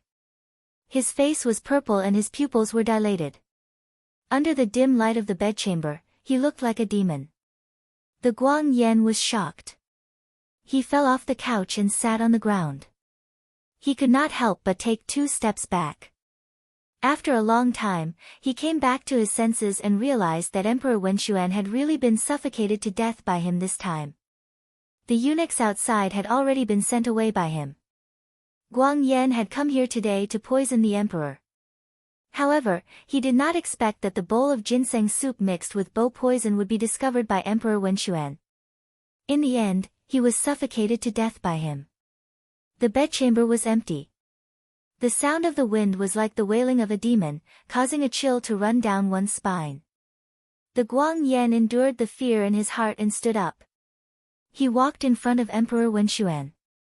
He first picked up the bowl of soup on the ground and placed it back into the mahogany basket. Then, he walked in front of Emperor Wenxuan's bed and helped Emperor Wenxuan to lie down on the bed. He smoothed the emperor's eyes and covered him with a blanket. Seeing his father's eyes open, the Guang Yan became bolder. His eyes flashed with a trace of madness. He looked at Emperor Wenxuan's corpse and said in a low voice, "Father, please don't blame me. If you want to blame someone, blame yourself for not giving the throne to me. If you didn't force me, I wouldn't have done this. The throne was originally mine. Father, just watch how your son sits on this throne, just watch." He slowly clenched his fists and suddenly stood up. He took the mahogany basket and turned to leave the bedchamber. It started to rain again in the night. He Yen vaguely heard the sound of rain outside in his sleep. After being woken up, he couldn't sleep anymore. He turned over and hugged the person beside him by the waist. It wasn't that he wanted to take advantage of Xiaoju. It was just that the weather was cold. It was much warmer to hug someone beside him. Xiaoju slept very quietly. Her sleeping posture was also very good. It was very different from her sprawling posture. Her movements also woke Xiaoju up. Xiaoju lowered her head and looked at the person who was hugging her tightly. She asked softly, "Why aren't you sleeping?" "I was woken up." He Yen said in a muffled voice, "I can't sleep." This was a little strange. Although many years of military life allowed her to be alert in her sleep, ever since she came to the Shao family, she still slept very soundly. It was rare for her to have such insomnia. He Yen didn't know why, but she felt a little uneasy. It was as if something was going to happen. Xiaoju noticed her uneasiness. Xiaoju paused. She rested her chin on her head and asked, "Do you want to sit on the roof?" "He Yen," she said, "it's raining outside." "Xiaoju, it's just a joke." He Yen wanted to say something but stopped. She felt that after Su Jingfu's death, things weren't over yet. The battle between the Guang Yan and the fourth prince had just begun. Whether it was Xiaoju or the Shao family, they were in a delicate position. She was afraid that it wouldn't be easy to resolve. However, it was a little disappointing to talk about these annoying things in the middle of the night. He Yen was thinking about it when there was a knock on the door. Fei Nu's voice sounded from outside, "Young master, I have something to report." She was startled. It was the middle of the night. Why was Fei Nu in such a hurry? What could have happened? This time, she didn't feel sleepy at all. Xiaoju got up from the bed and lit the oil lamp in the room. He Yen also got up from the bed and put on his clothes. When the door was opened, the wind and rain from outside drifted in. The room suddenly became much colder. Fei Nu walked in. His clothes were wet and his expression was serious. Xiaoju asked him, "What's the matter?" "There's news from the palace. The emperor has passed away." He Yen and Xiaoju were both shocked when they heard this. Xiaoju frowned. "When?" "The news just came." Fei Nu said, "Young master, do you want to go to the palace?" Xiaoju thought for a moment and said, "I understand. Go and prepare the carriage. I'll go to the palace immediately." Fei Nu nodded and left. He Yen took 2 steps forward with the oil lamp in his hand. He couldn't hide his surprise. The emperor, she didn't expect Emperor Wenxian to suddenly pass away. Although there were rumors about Emperor Wenxian's poor health these days, this news was too sudden. She was confused. There were many rumors about Emperor Wenxian. However, in He Yan's opinion, although he wasn't a wise emperor, he was definitely not a fatuous one. Xiaoju was getting dressed when He Yan asked, "Do you want me to go to the palace with you?" Fei Nu's words were simple. No one knew what was going on in the palace. No need. You stay in the residence. Xiaoju said, I'll go to the palace first to see what's going on. He Yan nodded. Although he was anxious, he knew that Xiaoju was right. Her position was not high enough for her to go to the palace in such a situation. As the young mistress of a Xiao family, there was no reason for her to go. But, Xiaoju saw her worried expression and turned around to pat her shoulder. Don't worry. I'll go back to the residence immediately after I see what's going on. Xiaoju, be careful. She reminded her. Xiaoju got dressed, picked up her sword and went out. He Yan was no longer in the mood to continue sleeping. He walked to the window and opened it. The fine raindrops drifted into the room along with the wind outside. The table was instantly covered with a thin layer of water droplets. The wind blew on He Yan's face, causing the hazy sleepiness to disappear. His mind was incomparably clear. Although he shouldn't be thinking about such things at this time, when one thing happened, many things would follow. Before Emperor Wen Xian passed away, he didn't mention the matter of changing the crown prince. Although there was a lot of discussion in the imperial court, if there was no change, the crown prince would inherit the throne. However, everyone knew what kind of person the crown prince of Guangyan was. Although the Guangyan wasn't implicated in the Su Jingfu case, He Yan had asked Xiaoju before. The Supreme Court had received orders from Emperor Wen Xian to protect the crown prince of Guangyan in secret. Emperor Wen Xian didn't have the heart to touch the crown prince because the crown prince was his blood. However, as the future emperor of Dawei, a despicable person who could lead a wolf into the house for the sake of power was not fit to be the emperor. The rain seemed to have no end, and so did the night.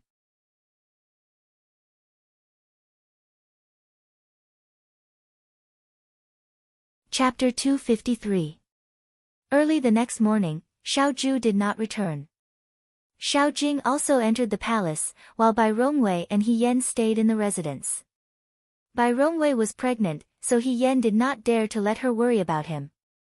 He did not tell her much about the palace. After the maidservants helped Bai Rongwei into the room to rest, she sat in the courtyard and waited for Xiaoju to return. When Xiaoju returned, it was already night time. The sky was completely dark, but the courtyard was already lit with lanterns. He Yan was sitting at the table, absent-mindedly reading a book.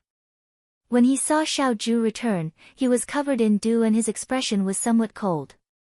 He hurriedly got up and walked over, asking, "How is it?" Xiaoju put the wine on the table and took off her outer garment.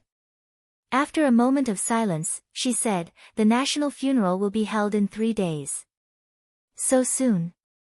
He Yan was surprised. Not only that, before the emperor died, he left behind a posthumous edict. 4 concubines and 20 palace maids will be buried with him. He Yan blurted out, "Impossible."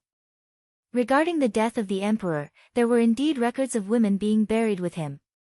However, this rule had been abolished long before the previous emperor ascended the throne. At that time, Emperor Hezong thought that the burial of women was too cruel, so it was abolished. This was a rule that had been abolished. Moreover, although Emperor Wen Xian did not have much political achievements, he was still considered benevolent and tolerant. He would not have made such a posthumous edict. Among the 4 concubines buried with him, there was concubine Lan. Xiaoju said coldly. He Yan immediately understood, "You mean, this posthumous edict is fake?" Emperor Wen Xian doted on concubine Lan for many years. Now that Emperor Wen Xian had died, no one could protect concubine Lan.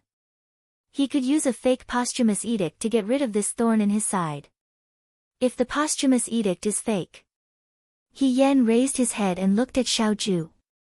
His eyes moved slightly. "Have you seen His Majesty?" Xiaoju looked at him. "No." He Yan felt his heart skip a beat. If he hadn't seen Emperor Wenshuan with his own eyes, he wouldn't know if Emperor Wenshuan had really died of illness. If it had been something else, I asked the eunuchs in the bedchamber at that time. Before the emperor went to bed, he had seen the 4th prince. Such a coincidence? He Yan frowned slightly. But if it was the 4th prince who attacked the emperor, there was no reason at all. After the national funeral, it will be the coronation ceremony. Xiao Ju sat down on a chair. The crown prince will be enthroned. He Yan's voice sank. This is not a good thing. Before the imperial edict to change the crown prince appeared, Emperor Wen Xian's imperial carriage would arrive and the crown prince would ascend the throne. Not to mention whether or not the crown prince could sit on the throne. Once the crown prince ascended the throne, the Xiao family's situation would not be optimistic. Seeing He Yan's frown, Xiao Ju smiled and comforted her. Don't worry, I will go to the fourth prince's residence tomorrow. He did not say anything and only looked at He Yan calmly. In an instant, He Yan understood. She lowered her head and did not say anything. After a while, she raised her head again and put her hand on the back of Xiao Ju's hand. Her voice was firm. Go. Emperor Wen Xian had passed away and the national funeral was 27 days old. During the national funeral, the court officials were forbidden to eat, drink, and have fun. The date was set and they would enter the imperial mausoleum 3 days later. Because of Emperor Wen Xian's posthumous edict to be buried with the emperor, the ones who objected the most were naturally the fourth prince, Guang Shui, and the fifth prince, Guang Ji. This was because concubine Lan and noble lady Ni were buried with the emperor. Guang Ji was still young and only knew how to cry and make a fuss. Guang Shui and the imperial censor objected, but they were rejected by the Guang Yan with the excuse of obeying the posthumous edict. From the looks of it, it seemed that the Guang Yan had seized the throne. However, it was hard to say for the time being. As long as there was no coronation ceremony, the dust would not settle. Even if he really did ascend the throne and become the emperor, it was not unheard of in history that an emperor was pulled down and replaced. Everyone in the court was in danger and was jittery for a while. After Emperor Wen Xian passed away, the Guang Yan, as the crown prince, temporarily took charge of all matters in the court. The first thing he did was to release the Udo envoys who had been placed under house arrest. He also gave the order to allow the Yudo to seek peace and intended to allow the Wu Tua to open a market in Dawei. As soon as this order was issued, the entire court was in an uproar. If he had wanted to do this before, although there would have been objections, it would not have been so strong. However, after the incident at the Heavenly Star platform, even though the Guang Yan knew that the Yudo had wild ambitions, they still insisted on seeking peace. This was truly disappointing. The imperial censor's reports flew to the crown prince's desk one by one, but they were all thrown into the pile of waste paper. The Guang Yan seemed to have made up his mind on this matter and did not care about anyone else. The people of Shuo capital did not know the pros and cons of this matter, and the civil officials were mostly neutral. Only the military officials were indignant, but there was nothing they could do. Many years ago, Su Jingfu had already allowed Emperor Wen Xian to use the civil officials. Now, the position of the military officials was far less important than that of the civil officials.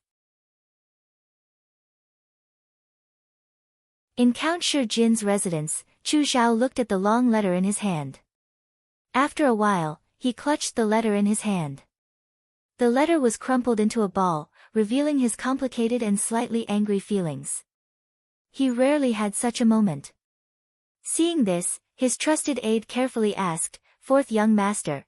Chu Xiao threw the letter into the brazier and pressed his forehead. Although he knew that the Guang Yan were brainless idiots, he did not expect them to be so daring. He had clearly warned the Guang Yan that killing the emperor was not desirable, but the Guang Yan still did it. He was afraid that Empress Xiang and her family had also helped in the background. Otherwise, everything would not have gone so smoothly. Fourth young master, in 3 days, the emperor will enter the imperial mausoleum, and the crown prince will ascend to the throne. Isn't this a good thing for fourth young master? After all, Su Jingfu was no longer around, and a portion of Su Jingfu's people were under Chu Xiao's command. In a way, Chu Xiao was also one of the crown prince's people. As long as the crown prince became the emperor, his fourth young master's future would only get better and better. Chu Xiao laughed, but there was no warmth in his eyes. He can't be the emperor. The confidant raised his head and looked at him.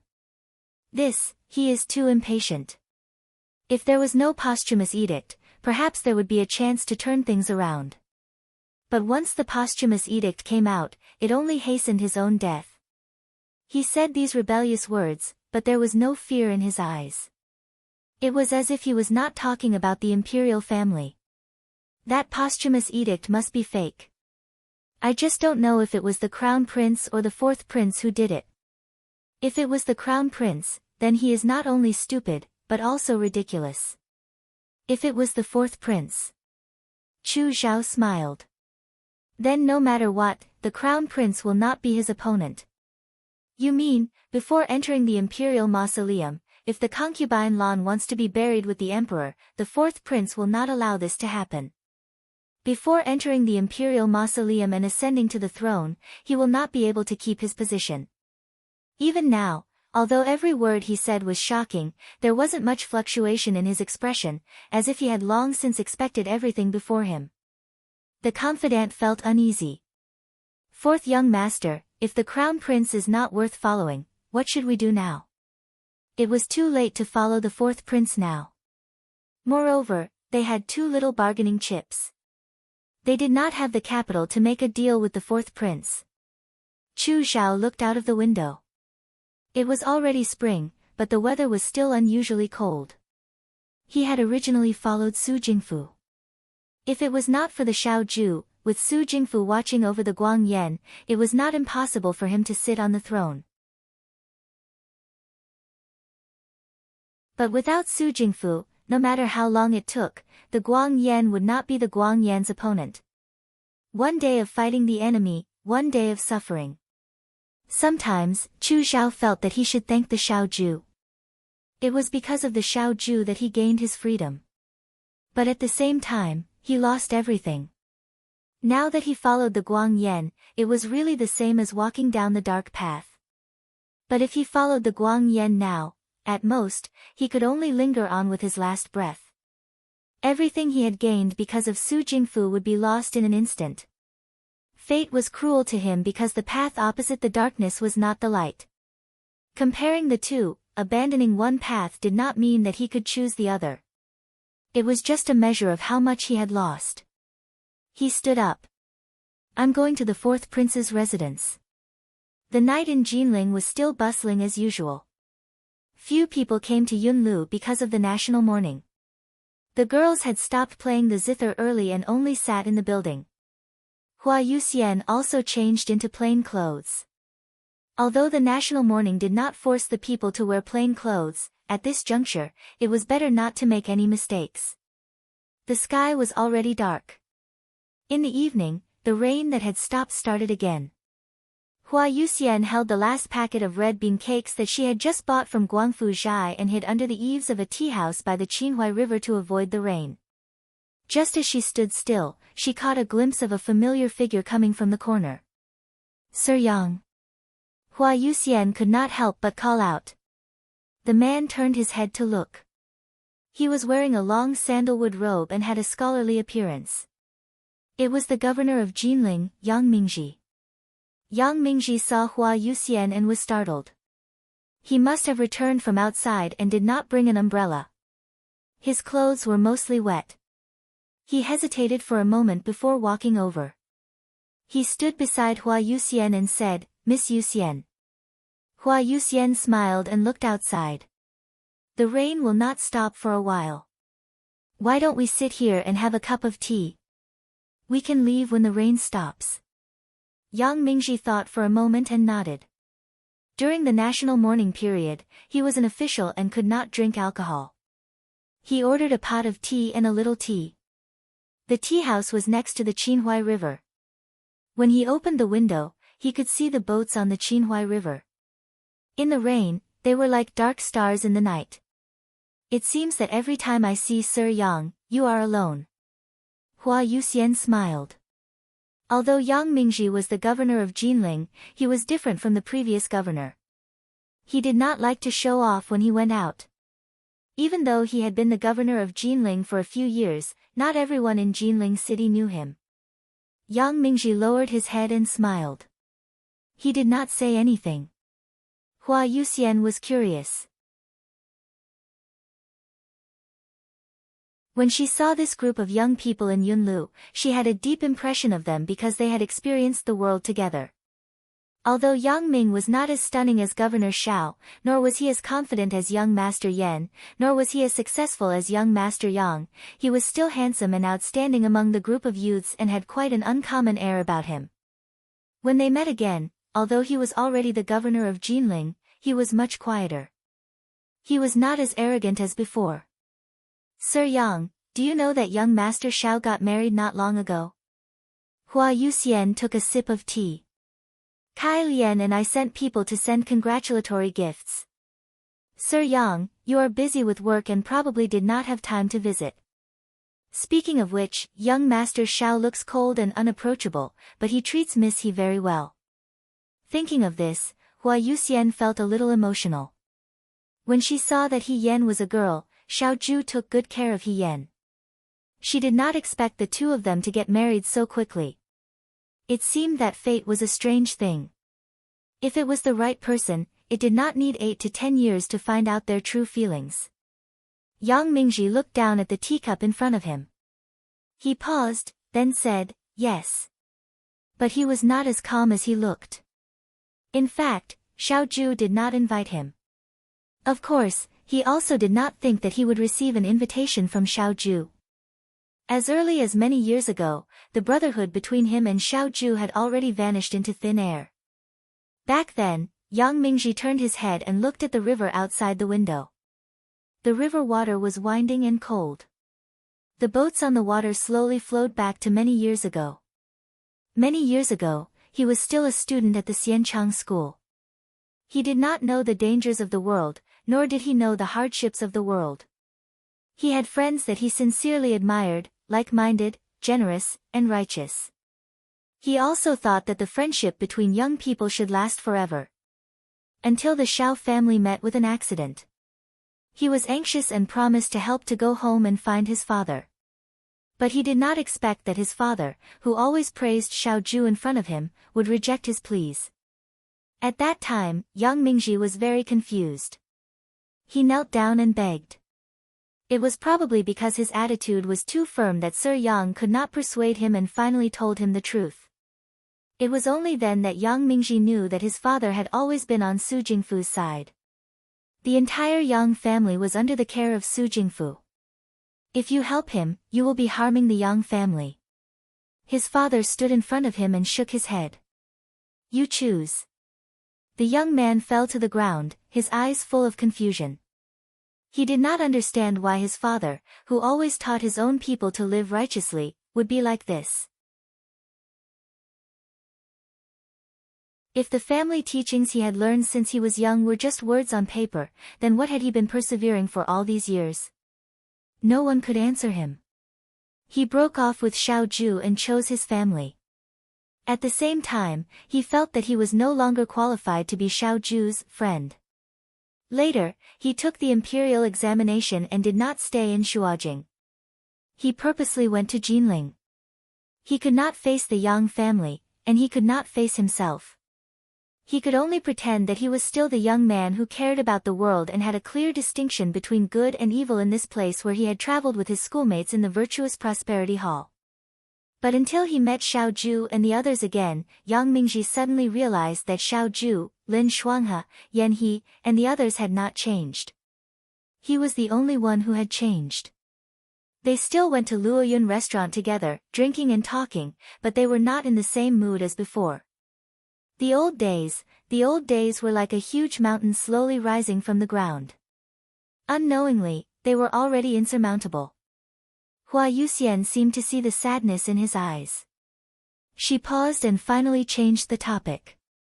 Now that the emperor has passed away, the crown prince allowed Yuto to open a market in Dawei. Jinling is prosperous. If the market is to be in Jinling, Yang Mingji came back to his senses and shook his head. The market will not be in Jinling. Sir, I will stop it. Yang Mingji lowered his head and smiled. If I am still the governor of Jinling. In fact, ever since Su Jingfu's accident, the Yang family had sent him a letter. They told Yang Mingji to look for Xiao Ju. On account of his old friendship with Xiao Ju, they begged Xiao Ju to be merciful. Yang Mingji ignored them. Everyone should be responsible for their own choices, just like how he chose his family and the Yang family chose Su Jingfu. Later on, when he ignored them and Emperor Wen Xuan passed away, his family in the capital must have made a new choice in the shortest time possible. But he could not. In these few years, Yang Mingji stayed in Jinling to repay his debt. Now that it had come to this, he did not plan to continue doing things against his conscience. Opening a market would only bring harm to the people of Dawei. Those Yuto had wild ambitions. Once they entered Jinling, who knew what they would do to the people? This was inviting a wolf into the house. The officials in the court were high and mighty. They thought that this fire would not burn them, so they did not do anything. But once the fire was ignited, it did not matter if they were officials or commoners. He was very clear that in the capital, other than a few bold imperial censors, there should not be many civil officials who dared to raise objections at this time. Yang Mingji also knew that when his memorial appeared in front of the Guangyan Palace, his career as the governor of Jinling would come to an end. Perhaps he would lose his life. Perhaps he would implicate his family. But so what? When he was young, he read, "Be honest with your heart, be honest with yourself, be loyal to the ruler, be respectful to the leader, receive things with trust, be lenient with your subordinates, be respectful to the leader, be respectful to the leader, receive things with trust, be lenient with your subordinates, and negotiate with respect." These are the 7 essentials of being an official. At that time, the youths of the Xian Changguan were eager to try. Everyone thought that they could do it and become a good official. But after so many years, how many of them persisted? The youths had the courage to stubbornly resist all the injustice in the world. They always thought that there would be a way out. But after a long time, they gradually became helpless and went with the flow. Just like himself. Young people with lofty ambitions and no one heard of them for a long time. In the end, they would rot with the grass and trees. "Young master," Hua Yuxian smiled and called him. Yang Mingji raised his head. "If I am the governor of Jinling, then I am official Yang. If I am not the governor of Jinling, then I am little young master Yang." The beauty by the Qinhuai River was as charming as in his memory.